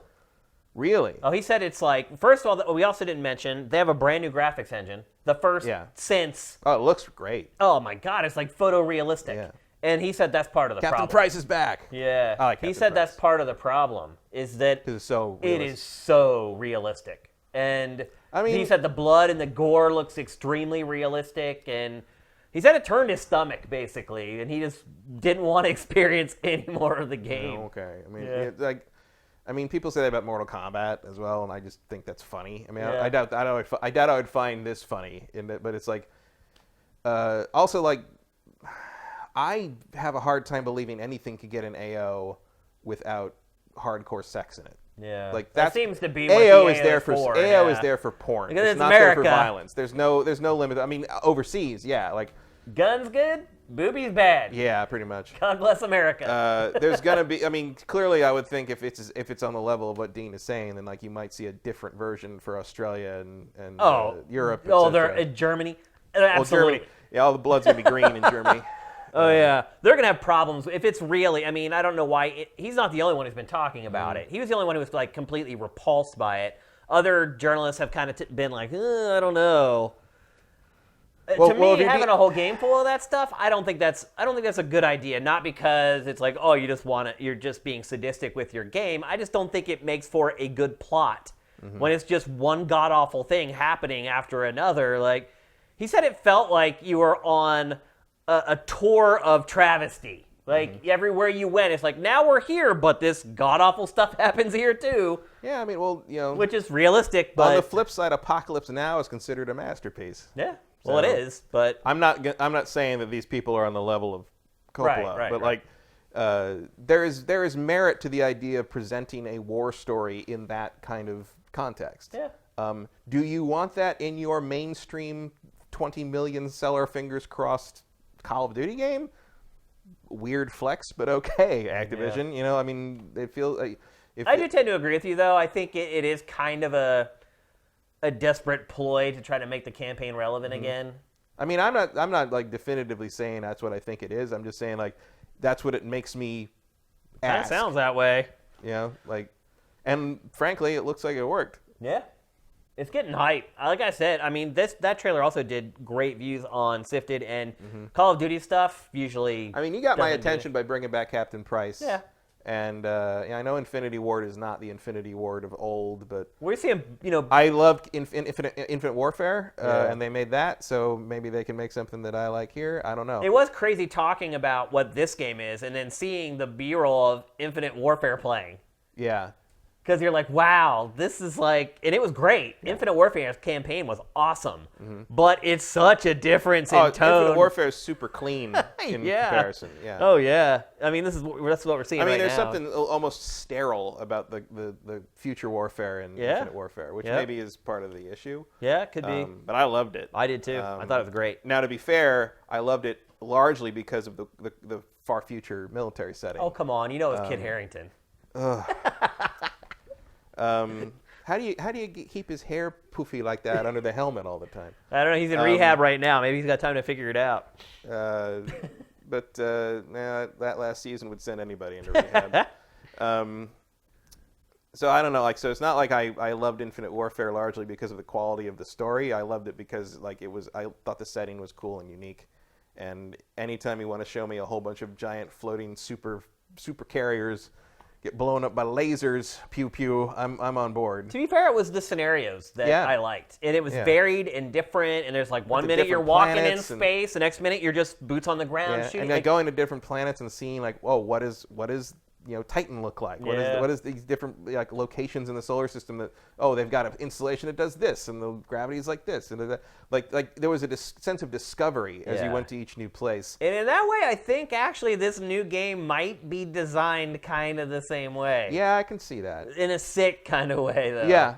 Like what horrible torture will we have to deal with in this level? Kind of thing. Yeah. That's a good point. There are some other details that we haven't brought up yet. As we said, it has a campaign. Black Ops 4 did not have a campaign. No season pass. Bold.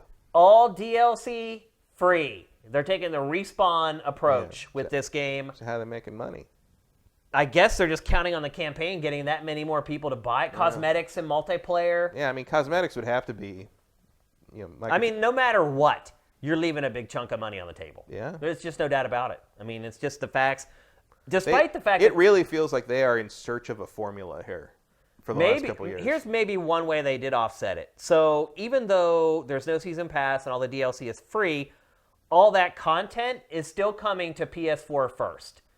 So it could be a case where they just said to Sony, look, if you want that exclusivity this time, you're going to have to pay us double what you've been paying us. I don't know. Pay us what we would have gotten from a season pass. It's possible. I mean, we are grasping at straws trying to figure out why they would do this. So that is one possibility. I mean, it's Activision. It must make financial sense somewhere. Or it wouldn't do it. Or they wouldn't do it. We know that. Yeah. Although it did publish Sekiro, which...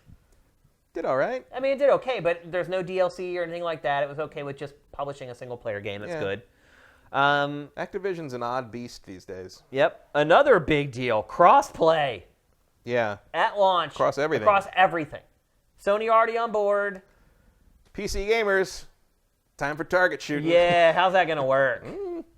It's going to work real well if you're playing on PC. Well, yeah. You can't do that.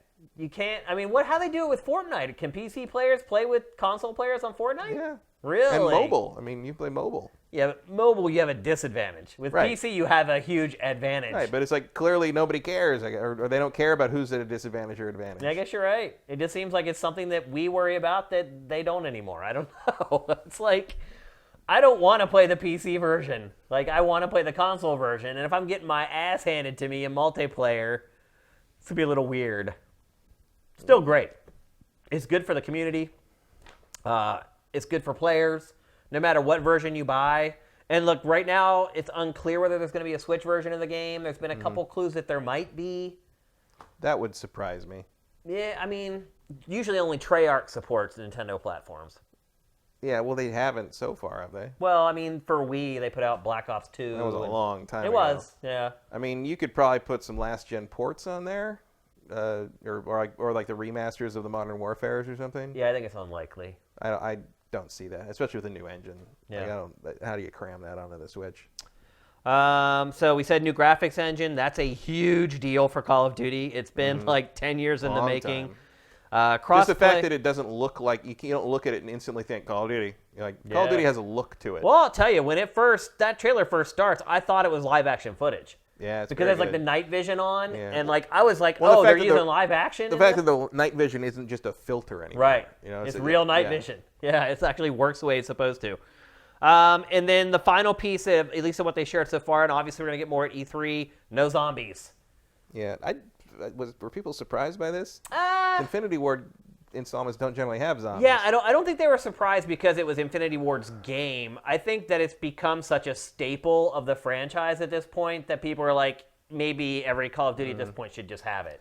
I mean, if you've got the gore on the level of what Dean's talking about, maybe zombies would make a lot of sense for this. Yeah, it might be pretty disturbing. Maybe just save it for next year. I mean, one more thing to show. I honestly don't care about zombies. No, I don't bother with it. I played Black Ops 4 at this point for probably 200 hours, and I have not touched zombies since I was evaluating it for like the eval and for the show. I just don't care. Don't touch zombies. And because of that was what we based our poll of the week on this week on Twitter. Sam, bring it up. So we wondered, do other people care about zombies all that much? And so the question is, will the lack of zombies mode keep you from buying Call of Duty Modern Warfare? Only 3% said that it would actually keep them from buying it. Yes, I love that mode. 22% said it depends on the other content, which at this point, it doesn't look like there is any other content aside from what was announced. So those people are probably also in that same camp. No, I love Call of Duty, 28%. And then 47%, no interest in this IP at all. How does it sell so many if these people have no interest in the IP? Same way Wildlands did. I guess. It doesn't sell to us. It sells to the mainstream. Yeah. I mean, look, there are core gamers that play it. I'm one, sure. and I play it. You've got a huge percentage right there. Yeah, but 47% are like, no matter what you do with this IP, I don't care. I mean, that's pretty much what they're saying. Yeah, well, if you're not interested in shooters, the latest military man shooter. I just can't believe that half of the people who replied in this poll hate shooters. Well, it's not exactly a cross-section of the entire gaming world. No, but it's half of the people who follow Sifted on Twitter. Yeah, but if you did a poll of 20,000 people, you'd probably get a more even split. You would, but there's a certain point, like at GT when we did polls, like once it hit 5,000, we didn't look at them again. Mm-hmm. Once 5,000 people voted in a poll, it never changed. Well, that's, That's still a lot more than a few hundred that voted on this poll. Yeah, it's borderline statistically significant, although you run into the problem of the fact that it's a self-selecting online poll. But, no, I mean, it's just, the vast majority of sales for Call of Duty comes from outside the core gaming demographic, and that's fine. Yeah. It's like Wildlands. We had most people who were like hardcore fans and follow game news every day had no idea Wildlands was the best-selling game of the first half of that year until suddenly the Ubisoft's like, hey, this is the best-selling game of the year, and we're like, what? Yeah, yeah. Were you playing that? I wasn't playing that. No, you're right. I mean, there's certain games that hit the mainstream. The market is vast and infinite now, which is good. Oh yeah, it's exactly what the industry needs. If you can get like a big, super multi-million mega hit, like over here with these people, and then have another multi-million seller mega hit with a completely different group of people with almost no overlap, that's a healthy market. It is. That's good. That means more variety. It means more opportunity. It means more things greenlit that aren't all the same thing. So just to wrap up the topic, do you think that there's ever a case where a video game can be too violent to be enjoyable? I mean, I would argue that the medium and the creative and narrative angles of the medium are not mature enough to really handle rape as a subject at this point, if ever. Because there's a point at, like who really wants to do that anyway? It's it's certainly in an interactive sense.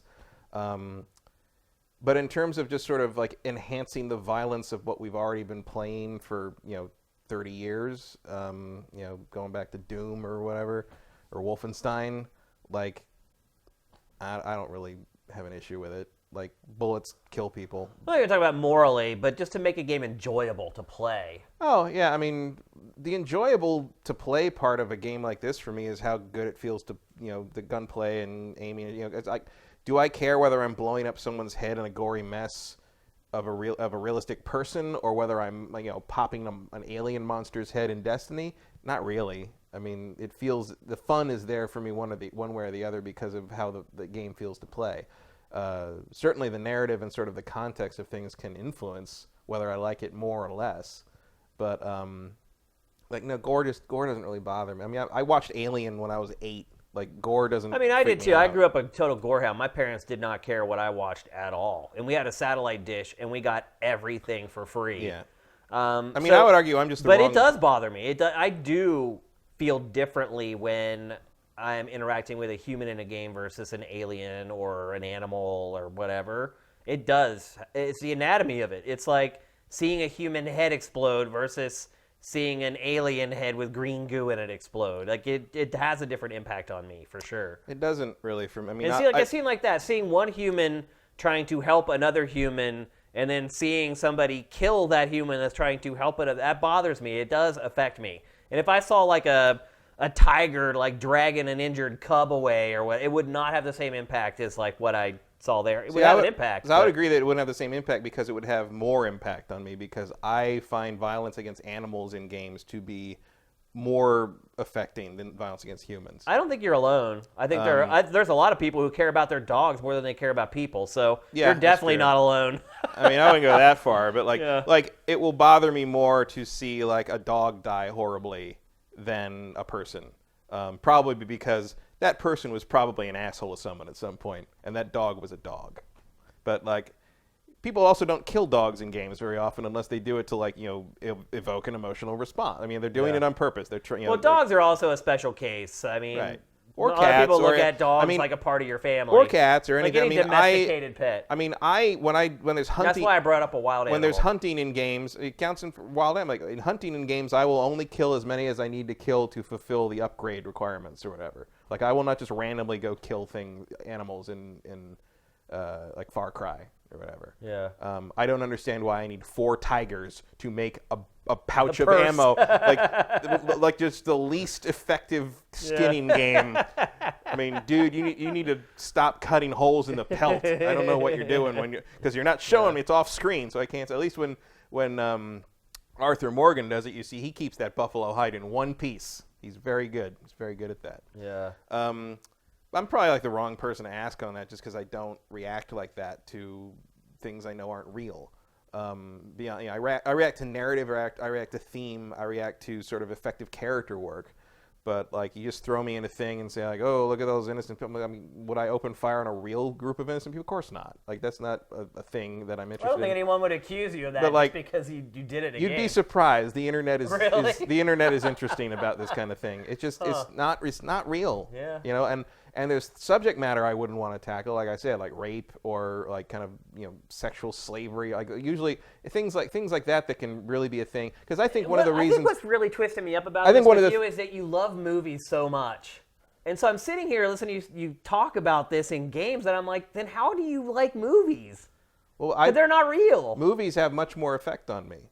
But why? Because they are more carefully crafted and effective narrative work, whereas you always lose something in terms of sort of guiding the emotional experience in a game because you have to give up that control to give people interactivity. I mean, obviously there's like walking simulators and stuff where there's degrees on that. You can pull interactivity way back and still be considered a game. But aren't you, when you say that, aren't you just assuming that every video game story forever is going to be terrible? No, because there's a handful that I think are moving on that level, but like 99% probably not. I mean, I on agree with par. you. You're right. I mean, I've said it 1,000 times on GameFace and Invisible Walls. The stories in Also, games are and worse than the. Right. It's And also terrible. this may tie in with what you're talking about with advanced technology and display capability. Movies are people. There's a real person. I mean, CG or whatever, but there's generally a real actor up there portraying a real person's behavior and in an effective performance. Is you're watching a real person, and computer generated actors in games just aren't there yet. Not for me, anyway. And I think they're getting it. I mean, they're getting close. I mean, you're hitting a point where like some of these deep fakes can be. I think that Modern Warfare footage is pretty compelling, man. Like I was like, dang, that looks like body cam footage from the military. The Last of Us 2 trailer from last E3. Like, I mean, the dance stuff and her interactions with those characters. Like, I buy it.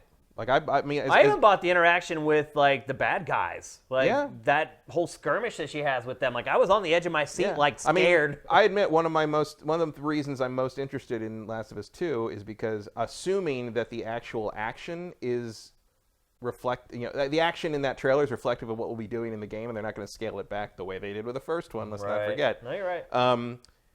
I'm very curious what my reaction to that will be, because like that looks like there's a desperation to it. There's a feeling of like because that's the other thing about like it's easy to sort of bleep past mowing down tons of enemies in a game because they die so easy and they just sort of become targets or obstacles.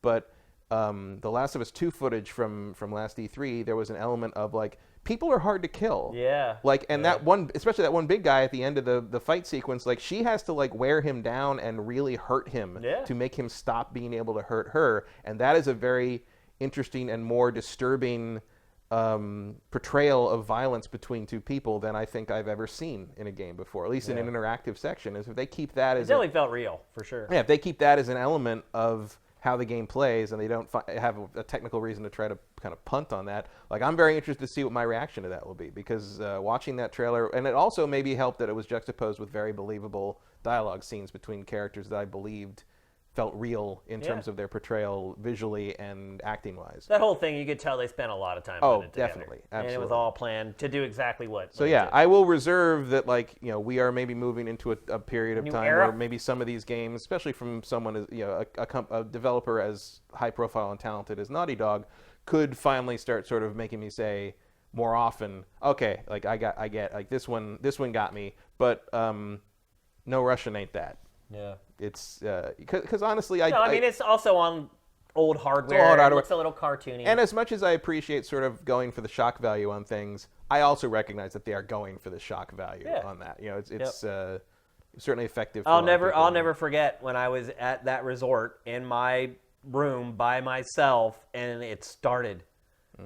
And I feel like I knew about it already. Nobody knew about it. Like we all came back we all left our rooms and went to the mess hall for lunch together, and like you could tell who had got to it and who had not got to it yet. I don't think I went down for lunch.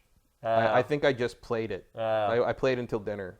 You could see it. Like you could see the look on people's faces that were just like, did I really just experience that? And no one wanted to talk about it because it was a huge spoiler and you didn't know how far people had made it yet. Like it was very weird.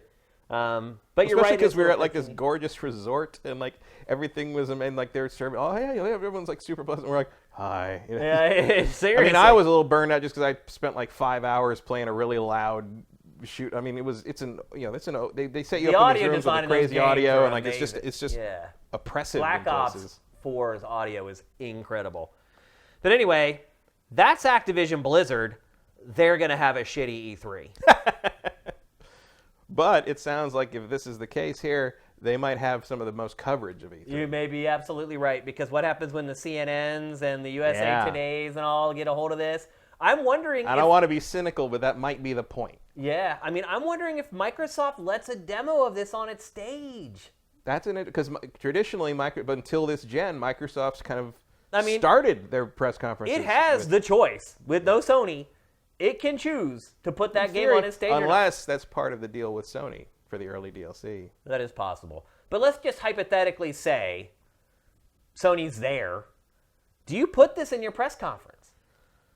Maybe. I mean, you'd have to control it.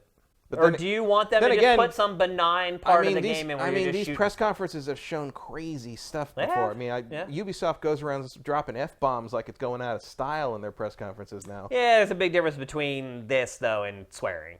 Yeah, but I mean, saying, like, they're not afraid of, like, pushing the envelope and showing headshots and, like, it's just, showing fatalities with the Mortal Kombat stuff. They've done that before. Like, it's... I don't think this is just about the gore, though. I think the gore is really low down the ladder of why this is a big deal. You just do a demo where you don't shoot any women and children. That's what I was asking. Do you ask them to just play a benign part of the game where it's just a typical Call of Duty and you're just shooting people?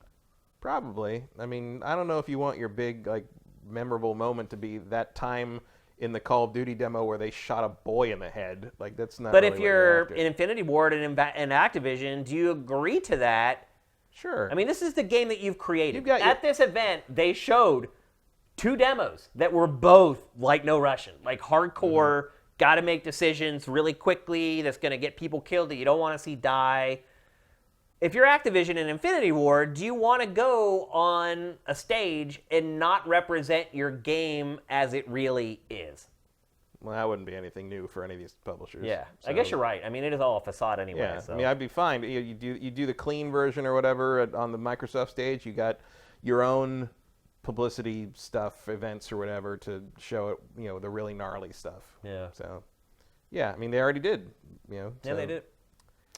All right, let's move on. We're going to talk next about Warhammer Chaosbane. It is. And the easiest way to describe it is a Diablo clone. It is a Diablo set in the Warhammer universe. So it's Not the 40K stuff. Yeah, it's the fantasy. It's an isometric cooperative action RPG, just like Diablo. You can play it by yourself. Or you can play it online with up to 4 other players, or, and this is cool, you can play locally with 3 other players as well. So up to 4 can play at once. I guess the best thing I can say about it is that it's not is that it is kind of comparable to Diablo. But that's also its problem, is that it's not Diablo. Why wouldn't you just play Diablo? Why wouldn't you just play Diablo? And I think that's a question a lot of people were asking. And honestly, it was a question I was asking myself. That's some Warcraft-ass shoulders right there. Yeah. I mean, I know Warcraft basically is Warhammer. Right. Adapted, but. Pretty much. And StarCraft is Warhammer 40K. Right. Yeah, it's funny. I don't know how if Games Workshop would call it funny. Right. I know it definitely wouldn't find it funny because it's become far more successful than Warhammer at this point. The game's story, I'll be honest with you, I didn't even pay attention to it. It's there's this opening cinematic you're seeing right now, and that's pretty much it. The rest of the story is told through crude on-screen characters and text. And after like the first 5 or 6 screens of it, I couldn't even understand what they were talking about. I'll fully admit I know little to nothing about Warhammer's fantasy canon, and as the words just started coming that I didn't know what they were, I just tuned it out and stopped paying attention. Yeah, I don't know. I know 40K pretty well, but I have never delved into the Warhammer fantasy side. Nor I, and so I had no idea what was going on. And in all honesty, the story is really not that important. It's basically like, hey, something happened. Now go to this dungeon and kill all that crap in there. Like, that's really all the story is. You don't need a lot of narrative in these games. No, you don't. Let's see. I enjoyed it. I played as a ranged character in this, which I never do. I never play as ranged characters in any RPG. It is always the last class that I want to choose, but for some reason... I love archers in these I do Diablo too. games. I do too. I don't know why, but this is the only genre where I like to play as a ranged character. I play ranged characters in League of Legends too, but it's kind of similar in all honesty. They're kind of similar games in a lot of ways. So I played as an archer. And you're seeing right now all the upgrade trees. The upgrade trees are insane. You can basically customize the controller however you want. So all 4 shoulder buttons and the 2 right shoulder buttons you can set them up however you want. Now, like most people, I set like X to like my 1 arrow shot, and then circle to my spread arrow shot, and then use the other 4 buttons for like my area attacks and my special attacks and things like that. But there are literally dozens and dozens of different attacks, and I'll say this too for the pacing. They unlock steadily. So there's always something being added to the skill tree that you can add into your repertoire if you want to. You can also change that stuff on the fly. It's like once you go into a mission, you can still go in and change it all up. So if you set up your attacks and you're not happy with how they're working out, or maybe one attack isn't powerful enough for how much of your meter it's taking, you can change that like on the fly and set it up however you want it to. So there's a lot of customization as far as you can play it however you want. There are like 4 different characters when you first start the game. There's really no character creation tool at all, which in 2019 is a little bit surprising and a little bit disappointing. Well, to be fair, Diablo 3 doesn't give you much. No, it doesn't, but this gives you nothing. And this game does have a huge sort of post-launch content plan in place. And it's weird to have games like that don't really delve into cosmetics and things like that. Now, look, you get plenty of loot, don't get me wrong. And it takes quite a while before the loot actually starts looking interesting. You're basically a peasant for the first, 10 hours, and then all of a sudden you're like a super warrior with, these crazy, helms and everything. So my biggest complaint with this game, and I'll just be perfectly honest with you, and it's something that's in almost every game of this type, is first of all, I started playing it one day, and the game has, at least it had, I haven't had them in the last couple of days, it had network issues when it first launched. So the game would not let me play. I was getting an error message that said, your console is sending too many requests to the server. And I was like, what the hell are you talking about? The full retail? Yeah. Well, no, I mean, they sent me a code. It's a download code, but it is the final build. But it was the final. It was the final build. It was what was released. It was review code, absolutely. And so I emailed their PR person. I'm like, hey, I'm having this problem. And he's like, I've heard this before. They're working on it. There's going to be a patch issued overnight. When you get up tomorrow, it will be fixed. I was like, okay. So I just stopped playing it. Got up the next morning, booted it up. Sure enough, he was right. Everything worked fine. So I got in with a group of 3 people online and basically played the game all day. This is one of those games that once you start playing, just like Diablo, once you start playing it, man, the hours just melt away. Because it's just like, you're just constantly engaged. This game has no cutscenes, so you're not sitting around watching stuff. It's like, oh, we finished that mission. We got our rewards. Oh, now here's another one. And when you're playing with other people, it just turns into this thing where you just keep going. And I basically finished the whole game that day. Had to go out and get dinner. I was hungry. Like I said, I had played it all day. Turned off my PS4, went and got dinner, came back, ate, turned it back on. All my progress was gone. Nothing saved. Because you played it online. Yep. All my achievements were there. My achievements finished Chapter 1, Chapter 2, Chapter 3, Chapter 4, Chapter 5. My character was level 40-something, and all I could play was the first mission, and that was it. I was done. I will never play it again. I realized that's the last Diablo had this same it is crap. It is total crap. Maybe once upon a time I could have understand why they do it. I don't understand it now because I was the person carrying. I wasn't the host, but I was the guy carrying the whole 4-player team. I was the one wiping everybody out while they ran behind me and picked up all the loot. But the person running behind me, picking up all the loot, doing absolutely nothing to proceed, is the one who got the progress. Because he's the host. But what's the host? What is the host? The host is the one who sets the game That's up. bullshit, though. That should not be the reason why he gets to get progression and no one else gets it. That's insane. That's basically how as I understand it, how the people who like this type of game want it. Why? Because they want to have control over how their own game progresses. And if they don't want to progress... They do have control. You don't play co-op online. Well, they want to play co-op online, but they don't want that to mess up the progression of their own game. Playing this by yourself blows. And I think playing all games like this by yourself blows. You should play as the host.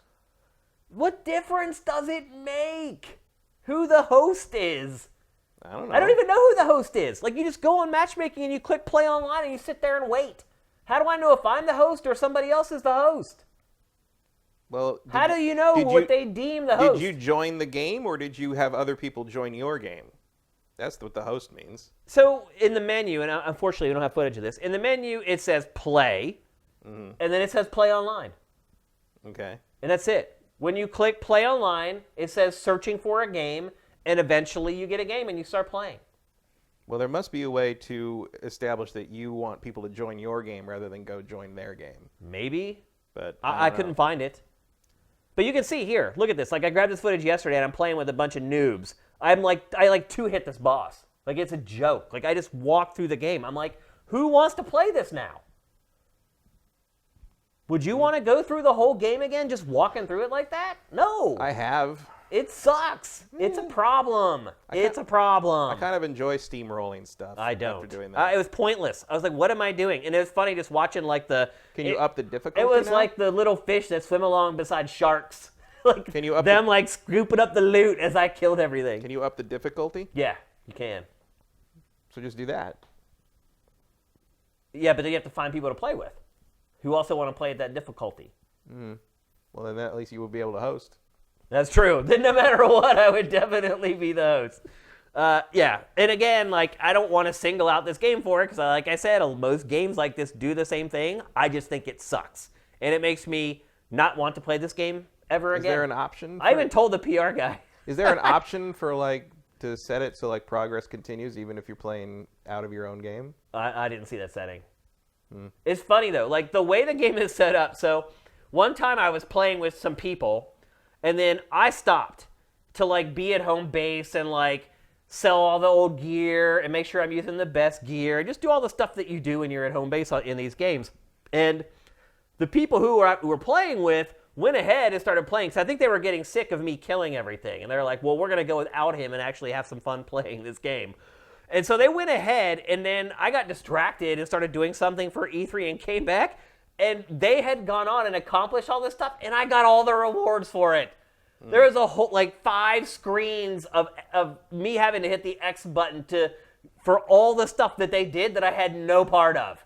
I was back in the hub. They went out and completed missions, and I got credit for all of it. Like, this stuff needs to be fixed. Like, it makes no sense. Well, that's so, like, you don't miss out on things if everybody else is, like, running ahead and, like, doing stuff without you. I wasn't even in the dungeon with them. I was back in the hub world, what you're seeing right now, which is like where you get like you talk to people and they give you quests and blah blah blah. Yeah, it's a little weird, but it's better than I guess having you miss out on things because people were jerks. I don't know. Yeah, it's just I think this genre is just kind of caught in this weird place where people want to play it cooperatively, but they haven't figured out a way yet to make it work where the right people are getting rewarded for the right stuff, but it doesn't sound that complicated to me. Like, well, you know how much damage each player takes out of enemies. The conventional wisdom is that everybody gets the same rewards because you're a team. You're a team, and you don't want to like, But that's not the case. If you only one person out of the 4 gets the reward. What do you mean? Which is progression through the game. Well, but loot is the reward. I mean, I guess it depends on your perspective. If you're playing a loot game, loot is the reward. This isn't a loot game. This is an action RPG. It is a loot game. It's a Diablo clone. Like you're picking up stuff and getting better equipment. I mean, you do that in every game. So you can take in 2019. Yeah, but that's what these games are. You take on the next difficulty. People play these over and over and over and over. I would never do that. I mean, I would never do that. I mean, the whole point of the latter seasons in Diablo 3 is like you just play the game over and over again and see how and that's the point. No thanks. Like that's what these games are. That's what people who play these games like regularly. That's what they do. Is they play. That's what they like. It's like how many times have you played through the game? Like that's the whole point. Like to get to the highest difficulty level by working your way through the difficulty levels, leveling up, and taking that character through to the top. Like that's the idea. Not my idea of fun. That's for sure. Well, they're not like giant juggernauts for a reason. I mean, yeah, they're a niche genre. But here's the thing. I don't want to like completely talk bad about this game because I liked it. And in fact, if I wouldn't have lost my progress, I absolutely would have went back and finished this game off. I probably played it for 12 or 13 hours, something like that. And based upon what I could tell from the achievements and in-game, it looked like I had maybe 2 or 3 hours left to finish the game. It's very frustrating to play that far and get nothing for it. and have to play another 12 hours to get back to that point. I mean, you can understand my frustration, right? Yeah. And so I won't go back and play it. But now that I've armed you with this knowledge... You could probably get through it pretty fast, though. Yeah, I mean, I one-hit everything. Like, I literally can just walk through the game now, but that's not fun. It's still going to take 5 or 6 hours. Do I want to do that for 5 or 6 hours? Hell no. Especially right before E3. There's no way in hell I'm doing that. But I still enjoyed it and had a lot of fun playing the game. It's really not much worse than Diablo. I mean... Its quality is pretty up there, but the problem is it's a full-priced game. It is $60 on all platforms. And to that, I say, hell no. I mean, if you haven't played Diablo, the latest Diablo, you can probably get that for like $20 now. And while it isn't... It's 30. Is it 30? But it goes on sale pretty often. Yeah. And while it isn't like leaps and bounds better than this game, it probably is a little bit better, and it's a hell of a lot cheaper. So, or you could buy Titan Quest. Right. Which... is really good, made by some maybe Iron Lore, and added a new frickin' expansion a couple months ago out of nowhere. Yeah, out of nowhere. And is just so long, like it goes on forever, and it has a much more interesting class system than most of these games do. And it's definitely cheaper than $60. Yeah. So this is full priced on all platforms. The only platform it hasn't come out for is Switch. And in fact, it just released today. It just came out today. But it is available for PS4, Xbox One, and PC. What would I buy this at? Like $30 or $40 probably. I'd feel comfortable. It is online co-op. Once they've had the network issue fixed, and I'll say, the network issue was before the game launched, so it's hard to hold them too accountable for it. Once they fix that, like matchmaking just happens like in the blink of an eye. So it's very user-friendly. There is tons of loot. It is one of those games where you get a new helm and it's like 1.8% better than the helmet you had before. So you're constantly juggling inventory, selling stuff, getting rid of it. There's an interface where you can just give stuff away to this one merchant, and then he gives you rewards for just giving him stuff, and that's what I've ended up doing, just giving away all my gear to him. There's achievements tied into it as well. It's a quality game. Like the story stuff is pretty weak, and you can tell it's from a smaller indie studio. But the quality is there. It plays really well. It feels good. Like these games typically have come from PC, where you play with a mouse and a keyboard. I think Blizzard kind of already beat this already with Diablo. Yeah, I think Diablo 3 plays better with a controller. I think it does, and I think this game might play better with a controller too. It plays great. So I had a lot of fun with this while it lasted, but it was only about 12 or 15 hours. If you are like someone who played the living crap out of Diablo and you're looking for the next thing, I think this is a pretty good option, actually, if you're done with Diablo. Unless you haven't played Titan Quest yet, in which case play that instead. All right. Fair. That's fair. But anyway, Warhammer Chaosbane, it's hard to recommend for anyone to buy right now. I have a feeling in 3 or 4 months it'll drop down to that $30 or $40 mark. But in 3 or 4 months, we're going to be in the heat of it. Yep. It's going to be a hard sell. Maybe I don't know, maybe on a Christmas sale or something. Or it ends up as like a PlayStation Plus, Xbox Live, free games with gold game at the end of the year. And in that case, everybody should play it. It is fun. And there's voice chat and everything. It all works great. So I think the problem is it's just Me Too, but it's not priced like a Me Too. So there you go. Warhammer Chaosbane. Let's move along. We're going to talk next about Bethesda. I cracked a joke at the expense of Activision Blizzard earlier, but Bethesda isn't looking all that much better for E3 2019. Right now, it basically has three games, and one of them we don't know exactly for sure what it is. So really just 2 confirmed. Doom Eternal, obviously, is its big game at the show. Doom Eternal is a big game at the show, period. I don't know if you saw some of the photos, but it has one of the big skyscraper graphics. I think at the Fig. Is it? I think so, yeah.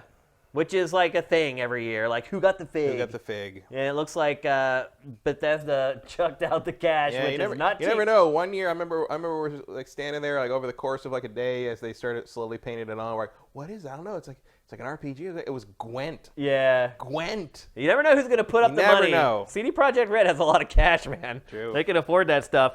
That was like, I think that was the year after Witcher 3 came out. So yeah, they were they were sitting riding high. Yeah, they still are. I mean, they still have a ton of money in the bank. So Doom Eternal is Bethesda's big game at E3 2019. And I think if you try to figure out what else is in its lineup, you understand why they paid for that banner, because they're not going to have to pay for much of anything else. Also, like Doom is kind of the one thing in their whole lineup that everybody can agree on. No, you're right. It's like everybody likes it. Yeah. I don't think I met a single person that did not like the reboot. Yeah. Some people may say, "Oh, I didn't like it as much as so and so," but everybody likes it because it just got repetitive. But it's like everybody loves kind of the base gameplay, the circle strafe, gory gameplay of Doom, like doing the finishers on things. Like it's fun. It is fun. The pace of it. Yep. I don't know if they can show really. Oh, the multiplayer. I guess they can show at E3.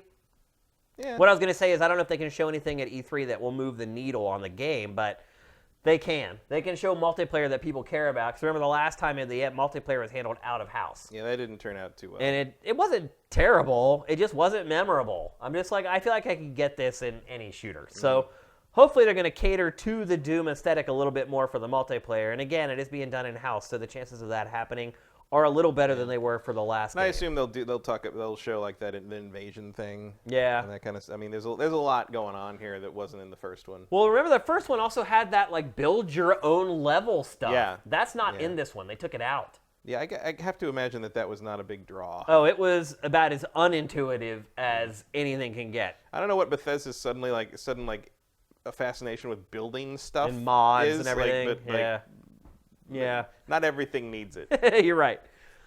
So Doom Eternal is going to be a big game. The only other confirmed game from Bethesda that's going to be at E3 is Wolfenstein Youngblood. Which is a spin-off.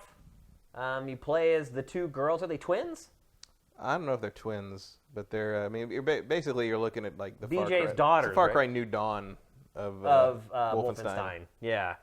The last Wolfenstein did well critically.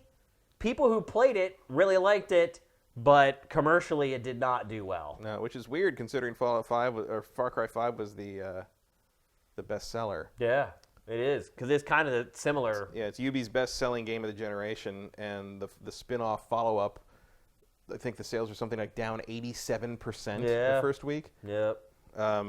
So I have a feeling this is not going to do especially well either. No, but I mean, I'll play it because I like the Wolfensteins. Yeah. And I don't know. I mean, I assume they've got some interesting stuff, or at least some like crazy stuff to show with this, because certainly this series is now known for going pretty far over the top in the diesel punk realm. Oh, speaking of games, actually, we were talking earlier about violence in games that bothers you. Like, there was a couple scenes in Wolfenstein that made me a little uneasy.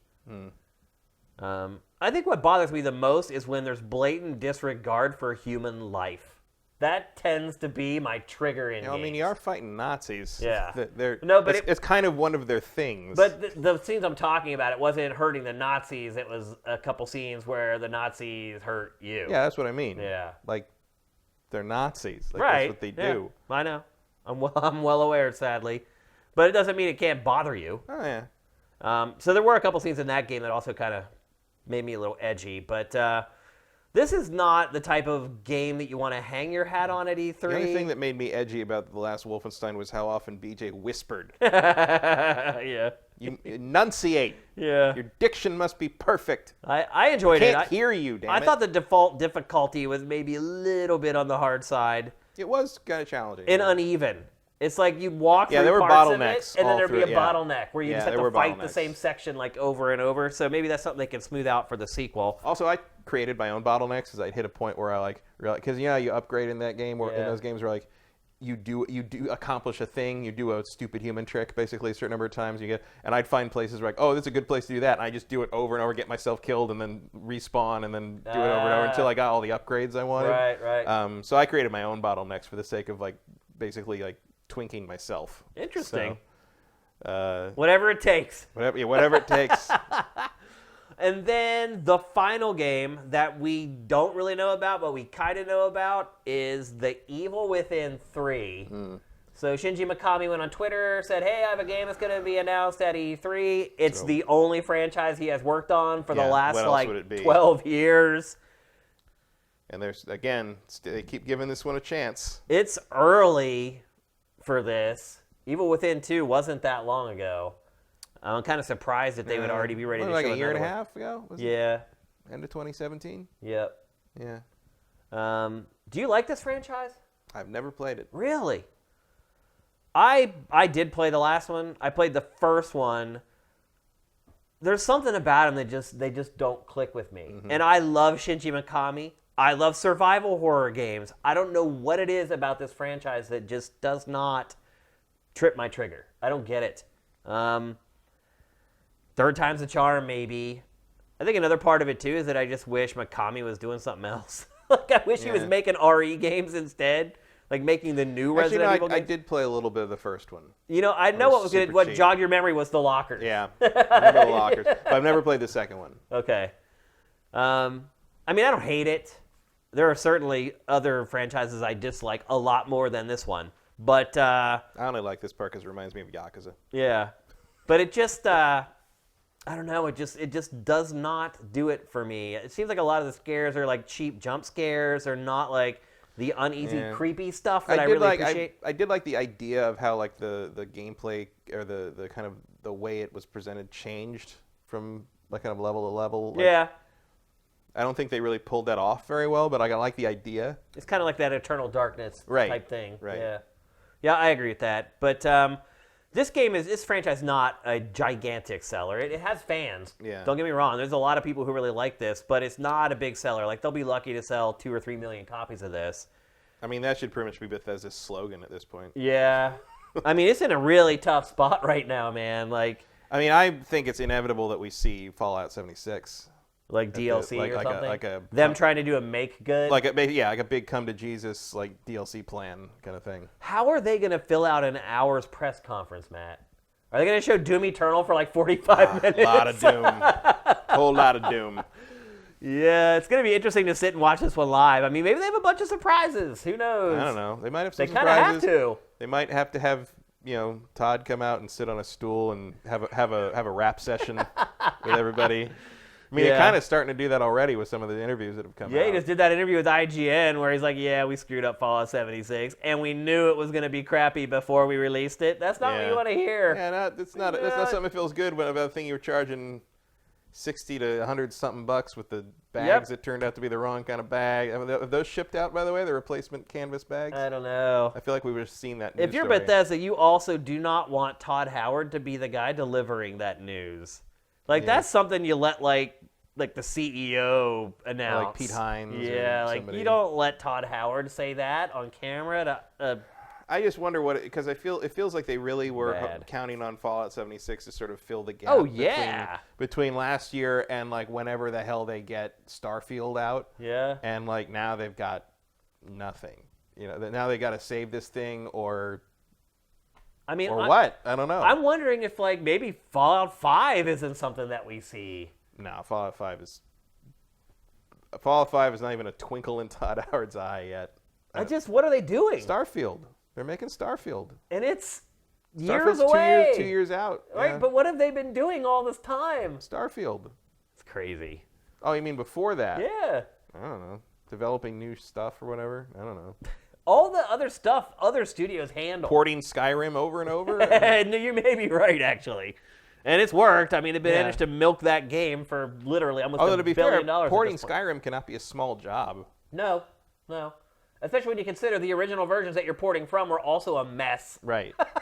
Like you never know what the hell that thing's going to do. It's like the source code's already a disaster, and you're trying to port that over to a new platform. It's a fool's errand, it would seem. So that's it. That's all we know about Bethesda for E3. So it could be that Bethesda's press conference is the best of them all. I mean, they'll probably show. I guess they'll show. They'll do Elsewhere. their mobile thing. Well, they'll do Elsewhere because the new expansion for Elder Scrolls Online came out today. So I'm sure they'll push that. They'll probably show Blades or talk about how Blades is doing really well. They may not talk about how Blades is doing. Well, they might at least show some stuff for Blades. It's like, hey, Blades is here now. Remember Blades? Yeah. Y'all like Blades? We really thought we did until we played it. Probably not. You can announce a new mobile game maybe. Like, I don't know. Like Fallout card game. Yeah, I mean, that's what I think is going to happen. I think there's going to be a bunch of mobile stuff. Yeah. Or they'll say, hey, we have another expansion coming to Fallout Shelter or whatever. Well, I mean, that's like one of their cash cows, so it is. They could use it. Oh, boy. You got to fill the gap between... I can't imagine Fallout 76 is pulling in the revenue from microtransactions that they were hoping for. Definitely not. So no. It sold fine. Yeah. But now you gotta make the trudge to whenever Starfield comes out. Now you gotta hope that people will buy the next Fallout game. Yeah. I mean, I feel like the next Fallout game... Stuff like that could kill a franchise. Next Fallout game is so far out that I think that it won't People matter. will forget by then. Well, they'll forget in some ways, but also, like, I think if you put out Starfield and Elder Scrolls 6 and they're winners, that will, people will forgive a lot in the wake of... Because they're all kind of similar things. Yeah. So I think you can salvage it, as long as the next 2 games are good, but you got to get to those next 2 games, and that's years out. Years. It is. All right, let's move on. We're running out of time. We got to get to Microsoft because Xbox has a ton of stuff to talk about. We're going to preview its E3 2019 showing. Would you say this is the most important E3 for Microsoft ever? I think the most important E3 for Microsoft ever was the introduction of the 360. Okay.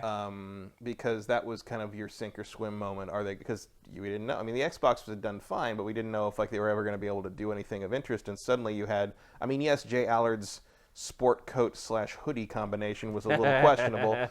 And I didn't quite know what to think when he sat down on the stage and started chatting. Yeah. But and we never did get to see Velocity Girl sell that T-shirt. Yeah.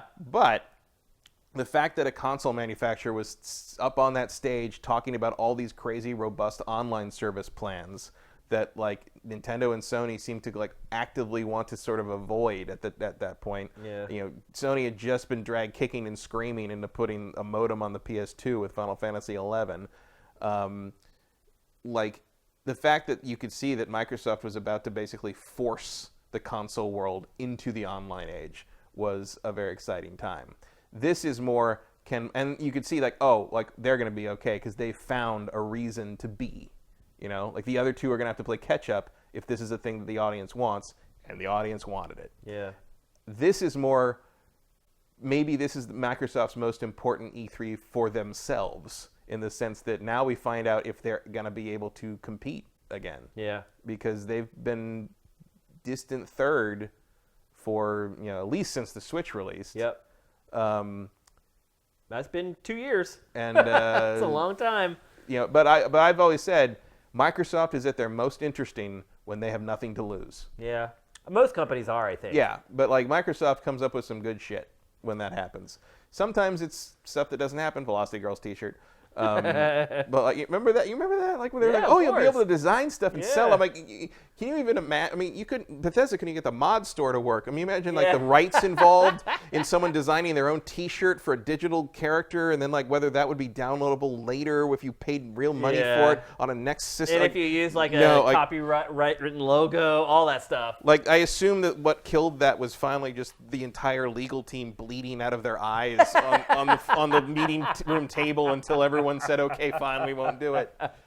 But it was an ambitious idea, and I appreciated that. Yeah. So yeah, I think we're going to see some doors blown off on this one at the very least, in the sense of them saying like, "Hey, next gen's coming. Even if we don't show you the new system, we want you to know that we know that you know that we have to do better." No, you're right, and I think it was just announced that they undoubtedly are going to do better this year. 14 new first-party games 14 first-party games to be shown at E3 by Microsoft. Mm-hmm. That's pretty amazing. That's a lot. That seems like a lot, but then you start like that's like 3 years of output for them at this point. It's insane. So we already know 343, the Coalition. They handle Halo and Gears of War respectively. But now listen to the rest of Microsoft's first-party roster. It's pretty freaking amazing. Playground Games, they do the Forza Horizon franchise. Rumored to be working on a new Fable. Ninja Theory, Undead Labs, Compulsion Games, the new studio called The Initiative that they just formed, Obsidian, and In Exile. Those are all first-party Microsoft developers now. That is insane. That's a lot of stuff. That is huge. Like, that's them going from basically just having Forza, Gears, and Halo to, I mean, it's like going from 0 to 1,000 like overnight. Yeah, well, or going from 0 to back where they were at the end of the Xbox 360 era, but before they screwed it all up. This goes far beyond that. They had a pretty big and deep second-party stable. Like They had at the end of that Lionhead generation. and Undead Labs was there still back then. Yeah, they had that. They had did they have Turtle Rock, or that was Valve took them. Yeah. They also just had partnerships with a bunch of different publishers. Well, they were the leaders, so they were able Yeah. to sign big third-party deals. But like they had a robust second-party thing going on that wasn't just Gears and Halo. And I mean, at the time it was second-party because Epic was the one making them, Right. and then they bought the IP, and that's a different thing now. But still got Rod Ferguson at the helm, so that's the important part. I just, I felt like as they transitioned and it was Matrick, right, that made the real transition to the Xbox One being the set-top box thing. They just left the idea of exclusive game content being the driver of why you wanted this system in the dust. Something everybody knew. Of course. Except them, for some reason. Mm-hmm. It's like everyone knows it's the game, stupid. Without the games, nothing else matters. Yep. That's what people buy gaming consoles for. It was like watching... It's the similar. I got a similar feeling from that era of Xbox that I do from like watching Warner Brothers struggle to adapt DC stuff into movies. You're like, why don't you just ask the people who write the comics to make you a thing that's good to start from, to, like a basis for you. And the reaction's like, well, they're comic people. So you get the feeling there's a faction. There was a faction. You realize that's where all these characters came from. Right. You get the feeling there's a faction at Microsoft at that time that was going like, well, I mean, they're game people. Right. Like, we're trying to make, art. The Xbox, the set-top box, the entertainment hub of the living room. It's like TV. You know what? Just great. I can yell at. I can accidentally say something that sounds like Xbox, and it will rewind their football game in the middle of the big play. Good work. Yeah. Which I actually saw happen the first week the Xbox One was out at a friend's house. Oh my God! I thought he was gonna die. Let's start getting through some of this because we have a lot to talk about. Pre-E3 announcements, Xbox Game Pass coming to PC, Xbox games playable on PC. Mm-hmm. That's all stuff that's been floating out there for a while. Xbox games purchasable on Steam. Yeah. Like they don't care. Like, I mean, they really at this point they almost have become platform agnostic. Yeah, they want you in that Windows environment. They don't care how you get there. Yeah, and as long as you're buying their games, which is good. I mean, I prefer. I don't know if it's good for their bottom line, but it's more consumer friendly than anything else anybody else is doing. Well, Microsoft has figured out that the profit margins are in software and not in hardware. Mm-hmm. And something that most people should figure out very quickly, but somehow Nintendo manages to keep making money on its hardware. Only Nintendo can get away with that, I think. Let's start talking about the games. Gears 5. Well, yeah, this is probably going to be a big centerpiece. This comes out this year. Gears 5 is my dark horse candidate for Game of the Show. That would be quite an improvement from Gears 4. Right. I will say That's what I'm saying is a dark horse. But look, with Gears 4, they proved that they can make a good Gears game. Brand new studio, working on the franchise for the first time, with Rod, obviously, but certainly it was a better Gears game than Halo 4 was a Halo game. Absolutely. And a better Gears game than Halo 5 was a Halo game. And so when you start from there and you start building out from that, and we already know they're talented, I think there's an opportunity for this game to be something special. It kind of depends how much is shown of Cyberpunk 2077. Oh, right. Like I said, that's just me, the CD Projekt fanboy, but like, well, you don't have to be a CD Projekt fanboy to believe that. I mean, that's why I said dark horse. Yeah. I think this game is going to surprise people at E3 in general. I think it's going to be a pleasant surprise for most people. It's apparently an open world game now, which is weird for Gears. Those rumors have been floating around for the last couple weeks. Especially since like similar rumors float around Halo Infinite. Right. Like, this is just how things are now. It just seems like that's just the way every game is going to be. Because if you're trying to make a game that can keep generating revenue for the next 2 or 3 years, they kind of have to be open world. You got to build a world around it because that's the easiest thing to expand. It is, absolutely. So, and it's almost like I feel like there's a contempt for levels now. There is. Yeah. It's like, wait a minute, there's a load, and then I'm in this thing, and then it ends, and I get zapped out of it. Like, well, how did I get here? I don't know where I am now. Yeah, how did I travel here? You lost me. Turn it off. It is funny. Next up, Halo Infinite. Is there a game that means more at this E3 to Microsoft than Halo Infinite? Long term, probably not. Yeah, this game has like, to this hit and hit big at E3. Like this is your launch. I assume your launch system seller. Like this is your 800-pound gorilla. Like this is the thing that like is inextricable from the early success of the next system. I mean, great first step, making Master Chief the focal point of the story. Yeah. Again, I don't know why anyone would have to tell them this. It's Chief. Master Chief is why people like Halo. Maybe the game should focus on Chief. I don't know. It seems like a no-brainer to me. But they're getting it right this time. Instead of having some cameo or bit part, the game is focused on him. Yeah, hopefully fewer levels where you stand around in a camp and talk to people for 10 minutes. Yeah, or where you fight everything and push a button. That then are counted as levels. Come on. Yeah. I am hoping I don't have to push any buttons in this game. None. I don't want any. I think the approach that they've taken with showing the game so far has been smart. I think it makes it look like a completely different franchise. Who cares about like wild caribou? Whoever cared about caribou in Halo? And wild animals and wildebeests running in herds. Like, just what they chose to show for the first time with this game, to me, is very telling. So I think people should be prepared for this to be very different from what they're used to with Halo. And I hope that people are willing to accept that. And also the fact that they're showing kind of these rings, and they're calling it Infinite, which has a history in the Bungie pedigree. I know they're not Bungie anymore, but there are people there who are from Bungie in the old days. Because Marathon Infinity was one of the craziest time loop travel, multiple dimension, alternate timeline things I've ever played. And if they're kind of going somewhere like that with this, it could be a mind-bendingly crazy thing. It could. Almost, no pun intended, infinite possibility, which I'm pretty sure is why they named it that. I am really excited to check this game out. Like, really, really excited. I mean, I am hoping that like that this is the game that makes me love Halo again. Yeah. Because it's just a non-entity in my mind and has been for this whole generation. I still like it, but I have completely fallen out of love with it. Right. And I agree with you 1,000%. I hope that this is the game that rekindles that love affair. Because I used to love Halo. Yeah. Halo 3, God level, God tier. Bring back Marty O'Donnell. I think that might be in the cards. Bring back Marty O'Donnell, you cowards. I think that might happen. Because he doesn't have a beef with 343. No, yeah. He has the beef with Bungie. Yeah. But like, I mean, there was probably conflict of interest there when he was working for Bungie. Not anymore. No, bring it, because that man is the soul of this series. I have a feeling his music is what makes this series what it is. So. I have a feeling that will be like a big reveal. Good. I think that maybe there's an orchestra there, and then he comes out and conducts there. Something, I think there's going to be some kind of cool thing around it, I believe. And we will all rejoice. That would give me a whole lot of hope for this. Next up, Battletoads.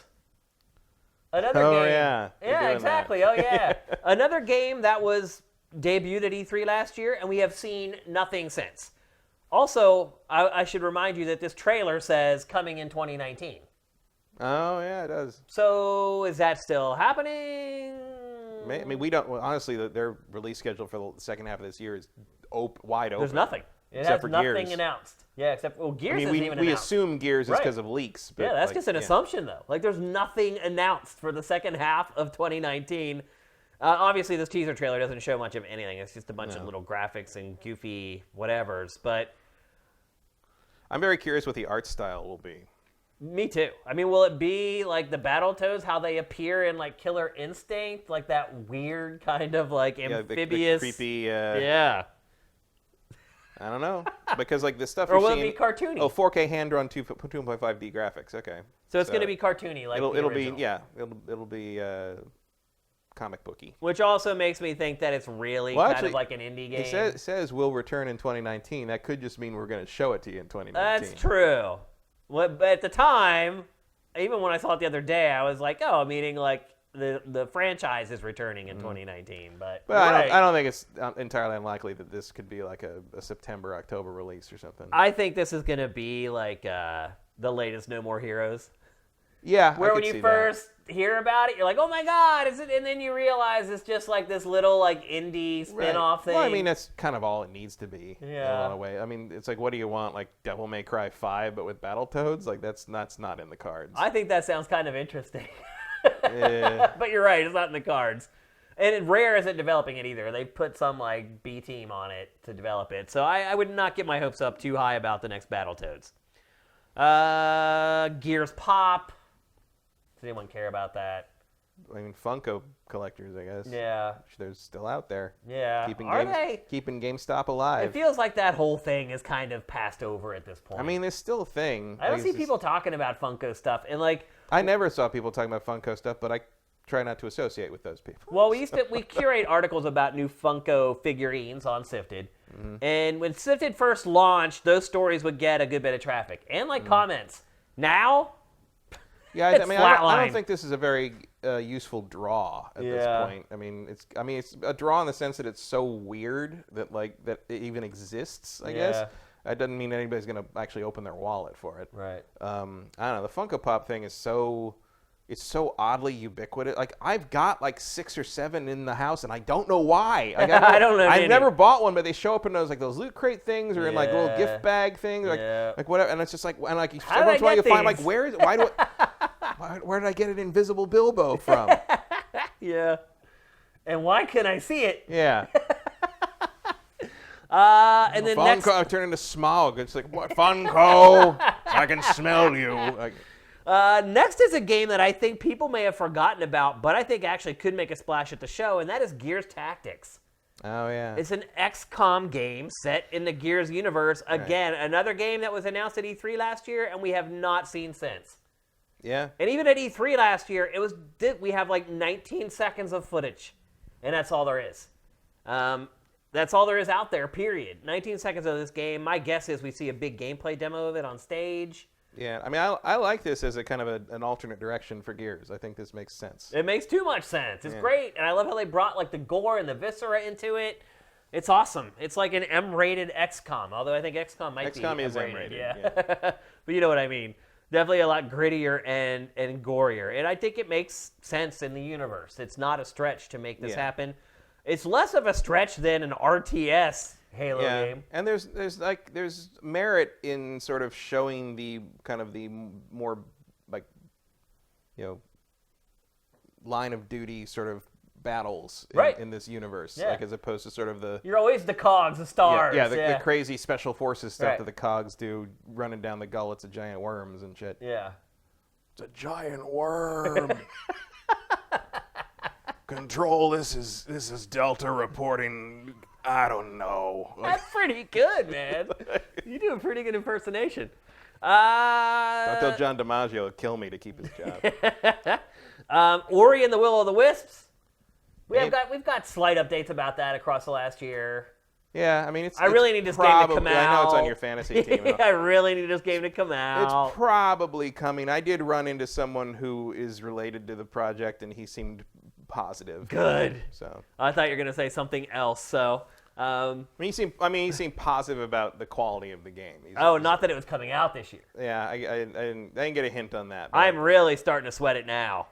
I never dreamed we'd have to wait till E3 to even find out if it was coming out this year. I thought for sure by now they would have given it a release date. I said when you picked it, I think this one's risky. It's starting to look dicey. I think you'll see it. I think it'll make it. But you never know. It could be like a January thing. Like it could see. No. But what I meant was I think I am very confident that this will be as good as the first one, if not better. Yeah, if it comes out, I think I'm gonna be really happy with it. Where I drafted it and the score that it gets, but thing has to come out. Age of Empires 4. People forget that this was shown at the press conference last year. I think it's kind of part of its. Who's making this? Creative Assembly. Oh, it's Creative Assembly. Yeah. Okay. I think it's part of. This is kind of the Trojan horse between the whole Xbox and PC You like that? Between the whole Xbox and PC sort of crossover convergence thing that's going on, this is kind of a game that can kind of get both audiences excited about it. It's definitely a PC game, right? Trying to make the leap the other direction. Exactly. Yeah, because all the stories have been about really all these Xbox games. You can play them on PC. Well, it's good to see it kind of go the other direction for once. Yeah. Although it'll be interesting trying to play this with a controller. Trying to crack the RTS thing. I mean, I feel like Battle for Middle-earth 2 pulled it off pretty well on Xbox 360. It's no substitute for just playing with a mouse and keyboard, but it's doable. I guess we'll see. Yeah. And then another thing I think is going to be a big topic there is Project xCloud. Obviously, Microsoft signed the big deal with Sony and Nintendo to provide cloud services to them. But who talks about it at E3? Well, if they're going to talk, I would not be surprised if they didn't talk about it at all, because they want to do the hype thing. They don't want to stop for a tech demo. How rewarding is it for Microsoft to stand on stage, though, and say, hey, we signed a deal with Sony and Nintendo for them to use our technology? Yeah. It's a pretty big deal.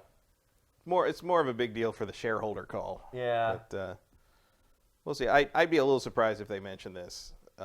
Yes, E3 really isn't the place to talk about cloud. Like this is a GDC discussion, and also I feel like you're not gonna be able to give enough specifics to make it worth talking about yet. Yeah. So I think they'll mention it. It's too. I'd be like a one-off sort of and of course the Project xCloud, which we have made deal with.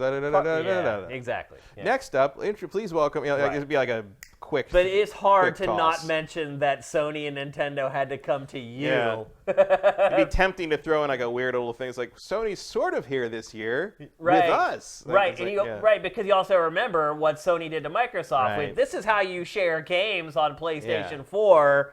I don't think anybody would blame Microsoft for taking a little dig. I wouldn't. Yeah, an eye for an eye. Like here, you put the Sony logo up for your partners and be like, "Here's the one time you'll see that logo this week." Well, yeah, exactly. Or just having the PlayStation logo on the screen on your stage at E3. That's a big freaking deal. That's fun. Even if they just have to flash it up for 2 seconds. I don't think they'll do that just because they have to continue working with these people. Exactly. But it's nice to dream. It is. I mean, I don't know. Sony did it to Microsoft, and they're working together, so. That was years ago. Also, Sony had the position of power. It did. Well, the power had just been transferred like 3 hours earlier. Yeah, but it counts. It does. The power had been transferred. That's absolutely true. The Outer Worlds, it's a multi-platform game, but it's because it was in development before they got bought. Right, but I still think that Outer Worlds will be shown on Microsoft stage. Yeah, I would think so. I mean, where else? Who else is going to show it? Yeah, nobody. There's no one else to show it. It's crazy. E3 2019, crazy town.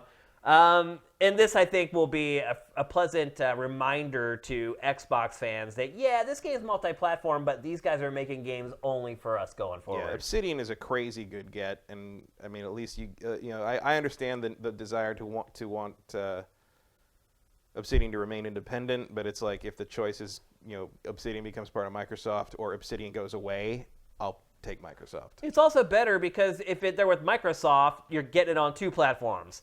You're getting it on Xbox and PC. So at least you have 2 options to try to buy the game still, whereas if they went with Nintendo or Sony, that would not be the case. You'd be stuck with a console and that's it. I mean, I do like these guys. I think, obviously, they are... they have kind of lost a little verve with the departure of Chris Avellone, who is apparently never going to work with them ever again. Oh, yeah, he hates them.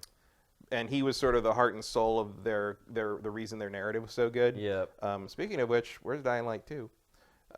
There is some stuff swirling about that this week too, actually. Yeah, I mean my eye is on Dying Light 2 almost exclusively because he's writing it. Right. But he get on that project pretty late. Yeah, but he can elevate. I mean, he's also working on Jedi Fallen Order. Right. Like the man can elevate material. Yeah, for sure. He can punch it up. So we'll see the Outer Worlds. They'll probably show a gameplay demo. Is this year? Have they said anything? It is, yeah. And they have actually shown a good bit of gameplay of this already. There's about 30 I'm interested. minutes out there. This is like, it's not kind of It's a new Fallout. It's not the French space opera stuff, but it does have sort of this kind of batshit weird and it like element, and it pops with color. Oh, and yeah. I like it. I mean, it just looks like Fallout to me, to be perfectly honest, and I'm okay with that because if we can have 2 studios making new Fallout games, well, that means we'll get one every 3 years or so. I mean, I see the pedigree, but I don't quite think of it as. I mean, it looks kind of, I guess, like Fallout and Borderlands had a baby a little bit, but it's Obsidian, so they're gonna do some weird like narrative choice making. And it's gonna be solid. I have faith. Well, I'm excited for it. Absolutely. And then two things left to talk about with Microsoft. HoloLens 2. Think they're going to show it? No. It makes for an impressive stage demo, and it showed it, the HoloLens 1, for like 20 minutes last time. If you lie about it, yes, it's an impressive demo. But then you put it on. You don't think that Minecraft demo is legit? No, then you put it on and you realize how narrow the field of view is. Yeah. I think the HoloLens 2 is bigger, but it's still like not even half your field of view. Well, the one thing I would say about it is that Microsoft doesn't even seem to be feigning that it's for consumers this time. Not at all. Like right as soon as it announced it, it said it's for industrial applications. We're selling these to large corporations. Yeah, this is. I think HoloLens, you're going to mostly see that at stuff like DICE and GDC from now on. Yeah. Which is a shame because it is really cool tech. It is cool, but it's the journey from that to consumer tech is just it's going to be a while. Magical leap. Ugh. Talk about a doomed company. I didn't even see them on the vendors list for E3. No, you're right. I didn't see that. Yep, that's not good. And then Oculus still got its booth. Yeah, it does. And then finally, and we've talked about this before, so we won't talk about it much. Xbox 2 or whatever the next Xbox is. Mm-hmm. You're still digging in, saying they're not going to show anything? Not a chance in hell. Okay. I mean, they might mention it, and they might like kind of drop a little hint about like, and next year you'll see our new thing, but you are not going to see anything. And maybe we'll see something about like no specs. No specs, I don't think. I think you might see like a here's an example of like what Gears 5 will look like on this, or like so they show like an 8K version of Gears running or something, and they're like, this is what it's gonna look like. Yeah, like that at most. That's what they're gonna do because they don't need to show it. It doesn't do you any good to show it now. It's 18 months out. It's not, unless it's not 18 months out. It is. It's next year. It's next fall. There's no way. Why do you say that? Because it doesn't do them any good. To come out before PlayStation 5? I don't think so. Why? Because why would it? Because you're having people have the opportunity to buy your console before they even have the opportunity to buy a PlayStation 5. Yeah, but they don't. I don't think that's the strategy. I think they want you to buy it because it's more powerful and it's got Halo on it, and you can compete toe to toe that fall, unless you think Halo Infinite is going to be done by March. I mean, it should be, to be perfectly honest. I don't think it will be, but it should be. If it was, I don't think they'd be doing this slow rollout of all the Master Chief Collection stuff. And Reach and I don't think it's going to come out in March. I just think it should be. They've been working on it for so long. It should be pretty much done at this point. I think they've had to reinvent a whole lot of stuff on that. Which is good. If yeah, that's the case, it absolutely needed to happen. I hope no that's question. exactly what happened. They need to reinvent some stuff on that franchise. No, it's both new systems are fall next year at the earliest, and we're going to see them blown out next year one way or the other, but it's not like Microsoft does no good to themselves by tipping their hand to Sony this early. I don't even know why Sony tipped their hand this early. I mean, I don't know what that thing with Sony was, what the strategy was there. Maybe just to like kind of make everyone know, Omar's coming, but like I don't know. I'm still going to stick to my guns. Something about the next Xbox is going to be mentioned during their press conference at E3. I don't think it'll be more than that one time they sort of dropped the Scorpio reference, and remember that? Like 2 years before the Xbox One, they finally admitted Project Scorpio was a thing. Yeah. All right, Project Scorpio, you're going to be amazed. Here's the logo. All right, let's move on to the next Gears of War. I think they'll say something substantive, because just saying that it's coming, everybody knows that already. Like, there's going to be something substantive announced about the next Xbox at E3. It's like the lower Thursday. Opportunity knocks. They're never going to have this chance again to have the whole stage to themselves. And it would be idiotic to not share something about your next gigantic product. I think Microsoft is smarter than that. I just cannot see it completely ignoring it. And granted, 14 first-party games, that's a lot if they're really showing all those, which doesn't leave a lot of time to talk about hardware, and I don't think it's going to be a blowout by any stretch of the imagination. I think at most they say, basically, it exists, please be excited. And that's it. They Square Enix it. I'm counting on, at the very least, them saying, and it will be X% more powerful than what Sony just announced for PlayStation 5. To me, it feels even a little early to kind of commit to that. Like, I don't know. I mean, they know what the specs are. I feel already. like they know, but there's still room to tweak, and I feel like Microsoft is they're crouching tiger right now. They're waiting. They're waiting to see what they need to compete with. Well, a lot of it because their problem last gen was jumping too soon. Yeah, a lot of it depends on how much software they want available for their console at launch. Yeah, and they ain't going to talk about the DMC, that's for sure. Yeah, that's definitely the case. But I think the DRM rather. Yeah, DMC. I think that's Devil May Cry.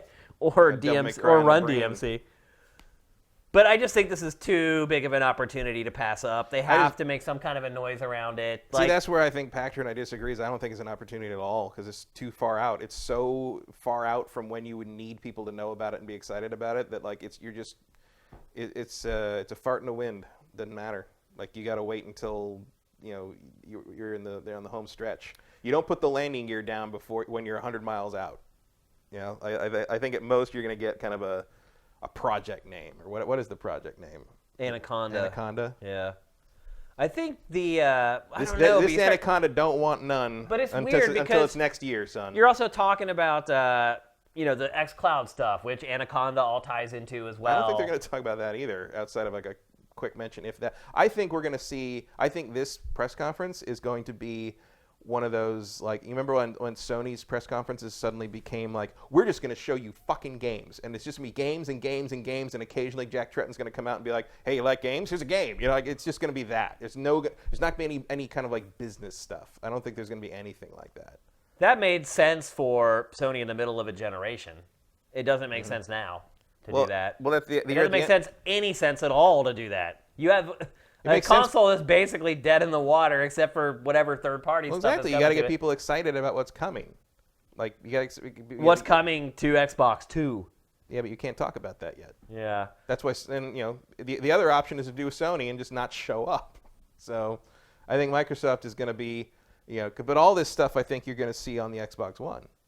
Yeah. Like it's going to just be cross-compatible. Sure. So they can talk about it as much as they want, and then maybe you show a thing like, hey, one day Gears 5 might look like this. But maybe that's what they're going to do, is they're going to show all these second first-party games that are in development, and every time they're going to say, here it is running on Xbox One, here it is running on Xbox 2. I don't think they're going to do that, although with one thing. Like probably, also because remember, Gears 4 was the thing they used to sort of like push 4K and sort of, they had it on that $100,000 TV in the booth where it looked like a moving painting. Well, they had like the Dolby Atmos demo and all that shit. Yeah, it was cool. That blew my mind, actually. Dolby Atmos. That's one of the most beautiful displays I'd ever seen. It's unreal. So that's it. That's Xbox at E3 2019. I will say this before we move on. I feel like whether the next Xbox is or is not shown is the biggest mystery of all of E3. It's the question everybody is wondering. See, I think that's not a mystery at all, because I'm really sure I'm right. I'm not wondering. That's literally not a thing I'm wondering about at all. My big mystery is, what the hell is Bethesda going to talk about for an hour? Is that your biggest question about E3? From kind of a planning production standpoint, that would be one of my biggest questions of like, how would you fill that hour? I don't have a lot of questions about this E3. I feel like this E3 is sort of a gimme in some ways. It's not much going on. It's sort of except for like Nintendo's sort of like, we've got a packed schedule, and Microsoft's like, hey, we bought a bunch of people. It's sort of like it's a down year, and it's partly because Sony's not there. It's partly because EA has literally nothing to show outside of one Star Wars game that's probably 2 years too late. Yeah. I just there's not it, and it also kind of has this sort of pall hanging over it over like you said, is the question now becomes like, is E3 even a thing anymore? So there's sort of it's a little bit of a funeral dirge playing in the background, and like I think that puts a bit of a damper on it, at least for someone who's been to as many of these things as we have. Yeah. So I'm still really excited. Like, it honestly, I don't know. E3 has a way of coming through every time. Maybe once you get there, I think the press conferences sometimes are really, especially when you finish with Square. Like, finishing with Square is a risky. It's not move. exactly a flourish. No, Yeah. I mean, I guess you finish with Nintendo on Tuesday morning. Well, kind of. I mean, it used to be where you did finish with Nintendo, and that was like the excitement. Everything built up, and then you finally went to Nintendo's press conference. Right, and then from there you went to the floor, to the convention center. That's where the fans were most rabid, and like that got you into the spirit. Mm-hmm. Like, say what you want about fanboys, but when you're at E3 and you're at one of those press conferences and they're losing their minds, it can't help but be a little infectious. Mm-hmm. And we've kind of lost that over the last couple of years. Yeah. But somehow, some way, for me, E3 always delivers. I would say it delivers in the sense that, like, I never regret going because I see all these people I know and friends I like and stuff, but, like, I don't know, like, more and more these days, it feels like I'm rarely surprised. Like, that was one of the reasons I like Starlink so much, was because I was suddenly surprised at how much I like this game I never even really gave a second thought to. That's why I'm hyped for Death Stranding. It's different, you know? Like, it's something just completely bonkers, off the charts different. Well, I wouldn't say Starlink's as bonkers as Death Stranding. But but I'm just saying, like, there's always something, like, at the show that just reinvigorates my fervor for games. Well, the trick there is that Death Stranding is not at the show. Right. So. Yeah. But my point is, there will be something there that does that. There always is. Even if it has to be Cyberpunk 2077 again. I'll take it. All right, we got to really get through this last topic, and the good news is it's short. So we have one last topic for tonight's show, and that is just a general roundup of all the crazy E3 rumors and crap that have been flying around over the last week. First one we're going to talk about is the Avengers project. It appears that the game is called Marvel's Avengers. Yeah, they usually call that stuff. Yeah. I mean, that's what the movie's called. I mean, it was Marvel's Spider-Man. That's Insomniac's game. So it looks like the final title is going to be Marvel's Avengers. Some details have leaked out about this. It's not good, in my opinion, what I've heard about it so far. It's not bad, but it just kind of I feel like it's what we thought it was going to be. It's exactly what I hoped it wouldn't be, which is like a 4-player cooperative, beat 'em up, hack and slash. Run, what was it? Dread it, run from it. The Destiny clone arrives all the same. Yeah, yeah. I'm a little disappointed to hear that, to be perfectly honest. But look, it is Crystal Dynamics. Hey, it's an Avengers game. It's about fucking time. Yeah. I don't care. I mean, the game's going to sell. Give it to me. The game's going to sell like crazy no matter what. Yeah, give it to me. Could I get to play as Iron Man or put on an Iron Man suit or whatever? Yeah. Great. Done. In. But it really does just sound kind of like Ultimate Alliance. Like just a co-op game that you play with 3 other players and... Well, Ultimate Alliance 3 is coming out already, so it can't just be that. Yeah. It's gonna be. I think it's gonna be more of like a third-person action adventure, thing. It's clearly got a games as a service element because it talks about how the world is constantly expanding, which to me means you're always adding DLC grind to play. Yeah. I mean, we'll see. Maybe I'll see it, and it's like a third-person thing. Apparently, maybe it's going to be like a thing where it is at the show. Yeah, it's there. It's going to be there. Well, it's like I said, like you have to show that. It has to come out this year. It has to. Like you cannot miss the year of Endgame to put this thing out. There's no way. I mean, you've got some leeway with the Guardians game that Montreal's working on, or Eidos Montreal's working on, because you don't have to worry about Guardians 3 until the spring of 2021. Right. But this thing's got to come out. You got to get this thing out. Like it's been however long. They're going to be striking while the iron's lukewarm. Yeah. Well, I mean, you get in on later in the year when the home releases out, and like, but even then you're talking about August, September. Yeah. So we'll see. But and most of the time, I like what Crystal Dynamics makes. I like. Yeah, I said earlier they're a great studio. So. Yeah.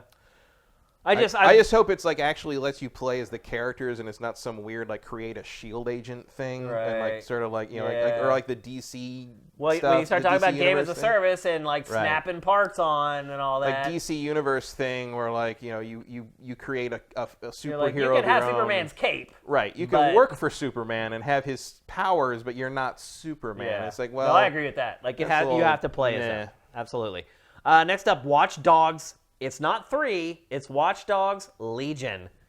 Leaked this week. Mm-hmm. The title also... Yesterday. Yesterday. The title, and then Jason Schreier jumped in. He's like, oh, yep, that's the title, and I have some more information for you. So the big thing is you can play as any NPC in the game. which seems pretty crazy. Yeah, I mean, it made me think, and this is not a flattering comparison, but it's the only thing I thought of was Driver San Francisco. Oh yeah, where Tanner dies and you're like a ghost and you can possess any vehicle on the street. I'm like, are you doing that? It's so weird. Like you're just gonna be like a hacker that can like drive cars remotely. I mean, you already had that in 2, where you were like driving, you could make the cars go forward. I did that more than anything else in that game, was just cause traffic wrecks. Yeah. Like I would just ram cars into things and hope they blew up. And so I mean, I like the idea. They're talking the description that was on the pre-order thing that went up basically said it's a near future dystopian London post Brexit. But it's not a political game. I can't wait to see how Ubisoft says it's not political. That'll be a fun spin moment. Yeah. I can't wait to find out what kind of irritating edgelord dude you play as. Right. I mean, I like Marcus okay actually, but like there was a weird thing with him where like, and they did address this in DLC later, where it's like, Marcus doesn't seem like a person who'd just be gunning down dozens of people on the missions, because you have non-lethal stuff, but you had like 2 non-lethal things and a whole bunch of real guns, and eventually they added like non-lethal options for all the gun types, so you didn't have to have Marcus kill people because Marcus didn't seem like a killer, whereas what's his name from the first one totally was. Was it Aiden? No problem there, Aiden. So, like, I don't know. I wonder which direction they'll go with this one. Will they do that or do like a... I mean, I hope it's grittier. Like, I don't want this style. I mean, if you're going to do future dystopian London, you got to go grittier. Yeah. Right? I mean, the tone of 2 felt like it belonged in kind of the modern Silicon Valley tech boom, and that was sort of it. Like, that, you can't really remove it from this environment. It was just kind of goofy, I thought. It was, but it kind of worked in the sort of like... I mean, in the context of the game, it worked great. In the context of the setting, it functioned. I feel like this one's going to be a little darker. I hope, because I always love my favorite parts of the game, Watch Dogs, other than causing car wrecks with the remote driving thing, is I love scanning people and like reading a little info about them and like stealing their money or deciding not to steal their money because I'm like, oh, they seem like a good person. I'm not going to take their money. They donated to charity. I'm not going to take their money. Just sort of like walking around, like scanning all the NPCs and figuring out like who they are and like what they. I hope that they have found a way to like make that aspect, like kind of the privacy intrusion or the information gathering, matter more as opposed to sort of like just constant Easter eggs. Well, look, if you're picking NPCs to play as, that I guess information becomes paramount now. Yeah, I guess that's true. Like maybe that would help decide who you want to control or whatever. But like that kind of stuff was always my favorite thing, just especially because of the thought they put into it. Like there was just this. Like you could tell the work that went into it. You could tell the writers worked a long time on coming up with hundreds of interesting little quirks or background things. They have to create people out of nothing. It's not a fun job. So kind of like doubling down on kind of that living world of strangers, I think would be a very interesting way to move the series forward. Just because that's always been the most interesting hook of Watch Dogs for me is the privacy intrusion aspect. Yeah, for sure. It's something we deal with in reality, unfortunately. Yeah. And then the last thing we wanted to round up before E3 is here, Square Enix announced a game here in the last 24 hours called Outriders. No information's given whatsoever. They put up like a 19-second teaser trailer. They're like, we'll show you what it is at our press conference. And that's it. That's all they gave us. Just that woman. So you can look forward to that at the Square Enix press conference. But... Is it a press conference? We're sure it's not like I think it's a pre-recorded whatever. Pre-recorded doesn't even matter, really. I guess not. It doesn't. If you're not there, last year's was like, woof. It was. Woof. Yeah. It was rough. I remember the first thing you said after I saw you after that was like, you're like, I'm glad we didn't go live for that. Yep. Exactly. So that's it. That's our on GameFace pre-E3 prep for you guys. Like I said, we have more content coming during the week this week. We have our top 20 most anticipated games still coming this week. We have a final episode of Ask Shane Anything before E3 kicks off. And Vincent is cooking up something special for you guys. It's going to be published this week as well. So lots more pre-E3 stuff, but that is it for GameFace. And it is time for our trailer of the week. I have a feeling trailer of the week is going to be very easy to pick after this week, but this week it was pretty dry. In general, this week was slow. Like if you look at 2 weeks ago, more stuff was breaking than there was this week as far as like rumors and leaks. This game's a bit of a surprise to me because maybe I missed the boat on it or it went over my head. I was not aware that it was a game back in the day that was big enough or did well enough to get a remaster, but Ghostbusters, the game, is being remastered. Let's check it out. Are you troubled by strange noises in the night? Do you experience feelings of dread in your basement or attic? Have you or your family actually seen a spook, specter, or ghost? If the answer is yes, then don't wait another minute. Just pick up the phone and call the professional. Call the Ghostbusters. Something strange in your neighborhood. Who you gonna call? Ghostbusters! If there's something weird, It wasn't me this time, I swear it. who you gonna call?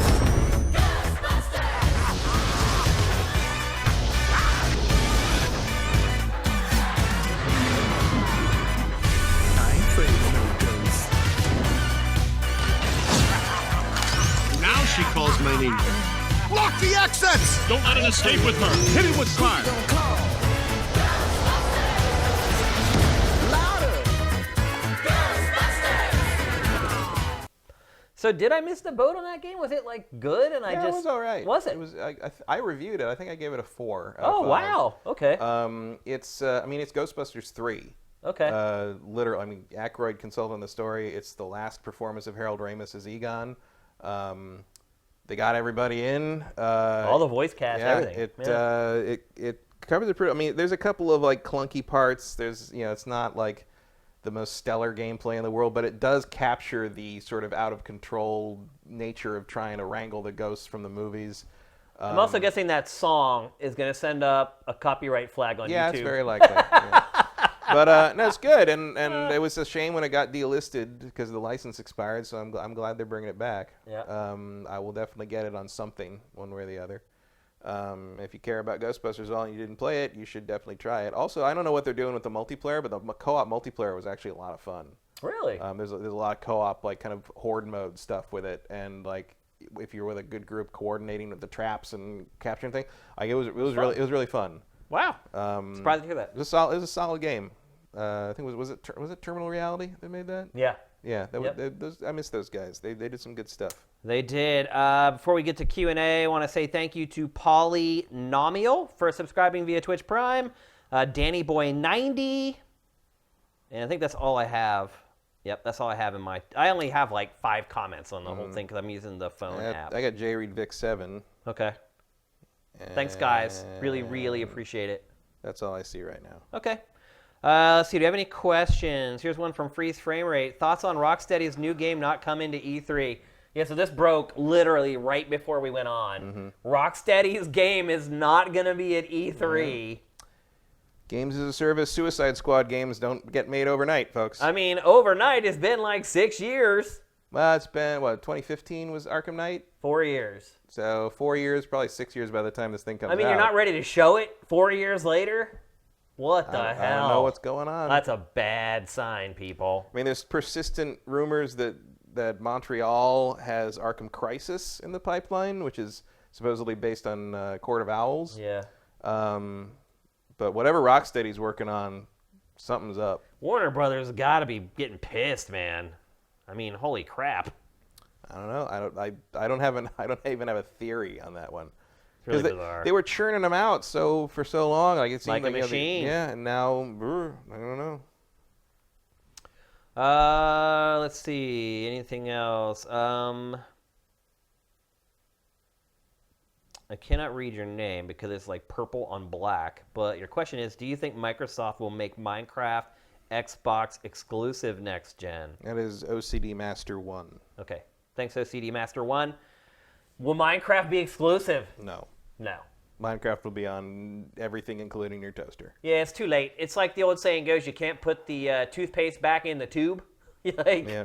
Once it's out, it's out. Like, you can't, like, release something like Minecraft for Nintendo and Sony platforms and then decide you're going to pull it back for the next generation. Yeah, I think Microsoft is more interested in having Minecraft be a ubiquitous thing in everyone's life. It's just a platform. Growing up. Yeah, And that's then all it is. 20 to 30 years from now, they will reap the nostalgia bucks. They're already reaping the Hardcore. bucks. They've already made their investment. Oh yeah, back but I'm and saying then like some. you're creating sort of a Mario cycle here, where like kids are growing up with it. They're going to get older. They're going to get nostalgic. They're going to want to play it again when they're older. Then they're going to want to introduce their kids to it. And it's like it just goes on.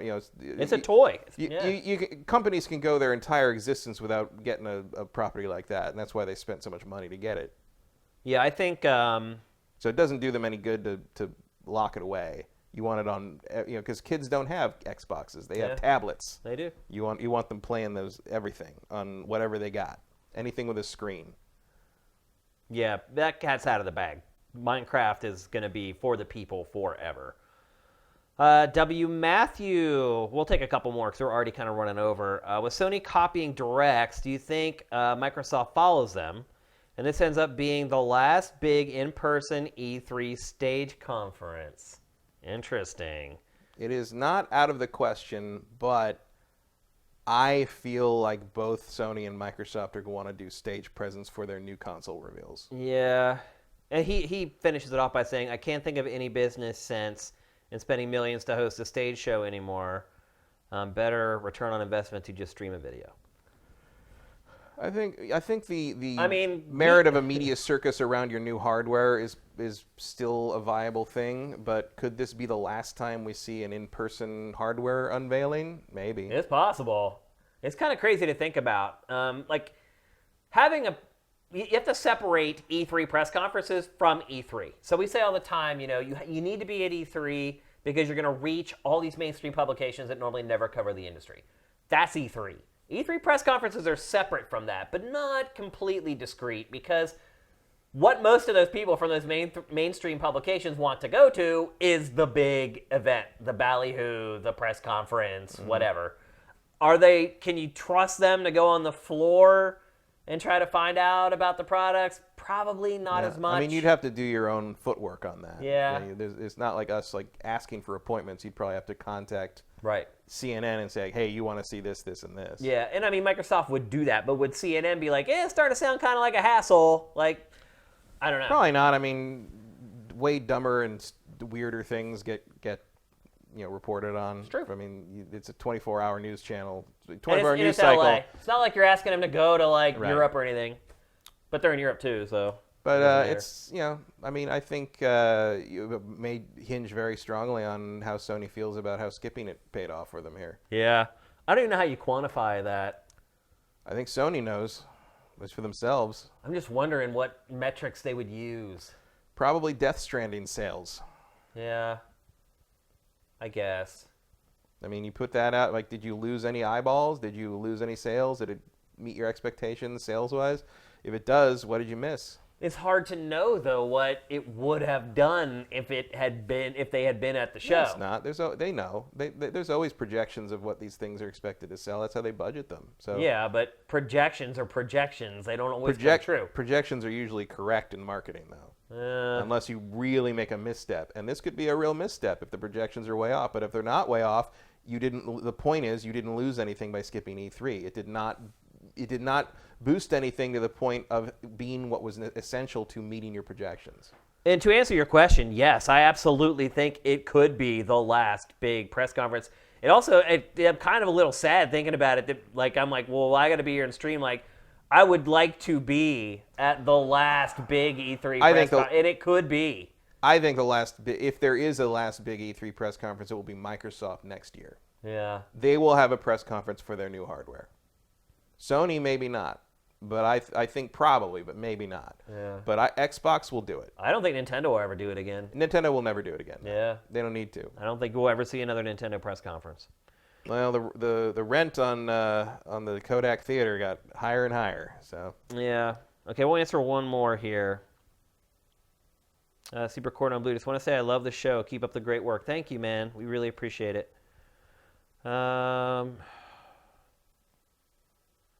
Can we expect finally a legendary reunion at E3 between Shane and Jeff Keighley and a collaboration?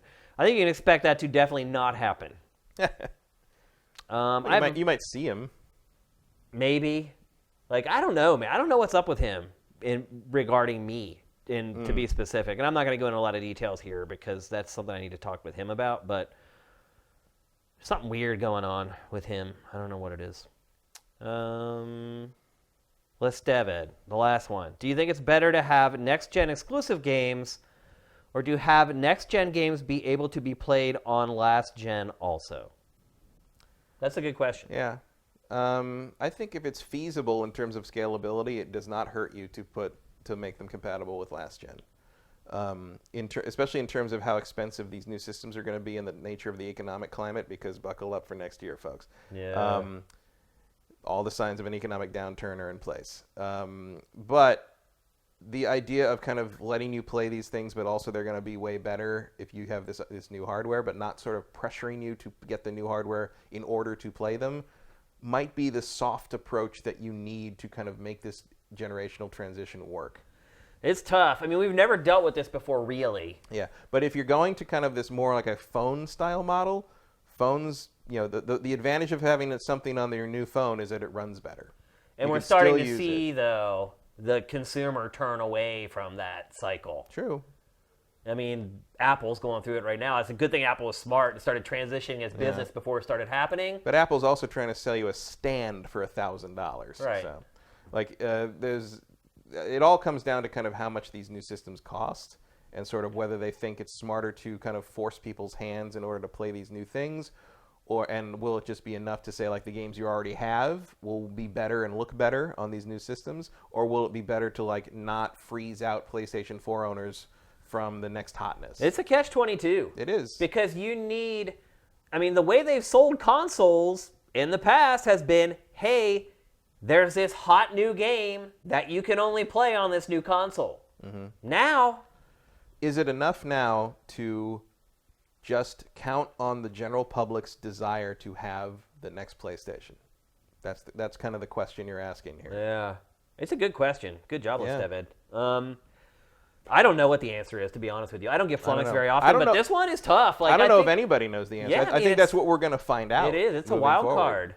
And it makes you wonder. This is going to be one of the strangest generational transitions of all time, I think. And it makes you wonder too if things don't take off right away, if then suddenly the stance is changed and they start going at it and they're like, wait a minute, this game was supposed to also play on PS4 and look a little worse, but you know what? Maybe we just need to make this game just for PlayStation 5. Yeah, I think you will definitely run into that. Some stuff just won't work. I mean, you're going to lose the ray tracing. You're going to, it depends what your target is, But I think even if it may not be a terrible idea to even if you have to kind of downgrade the game to run potato settings, to still not freeze out your PlayStation 4 user base. It's a tough balancing act. It's going to be interesting to watch for sure. I mean, Sony just made a bold move, not going to E3. They might make another bold move in that arena again. Yep. So who knows? Yep. And certainly Microsoft could do it if they wanted to, because everything uses the same architecture at this point. It's just a matter of scalability. Yeah, I think all of them can do it. Yeah. It's not a technical problem. And also, you don't have to do it with all of them. Yeah. You could do it with like kind of the lesser releases, like Ori and the Blind Forest 3 or whatever it's going to be, and like you have that be sort of compatible. The Blind Forest. But if you what? I love that.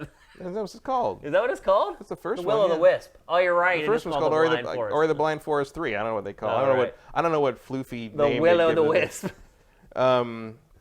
But like obviously, I don't think Halo Infinite's going to be backwards compatible with Xbox One. You don't? No. I do. You do? Yeah. Like as a platform, I guess? Yeah.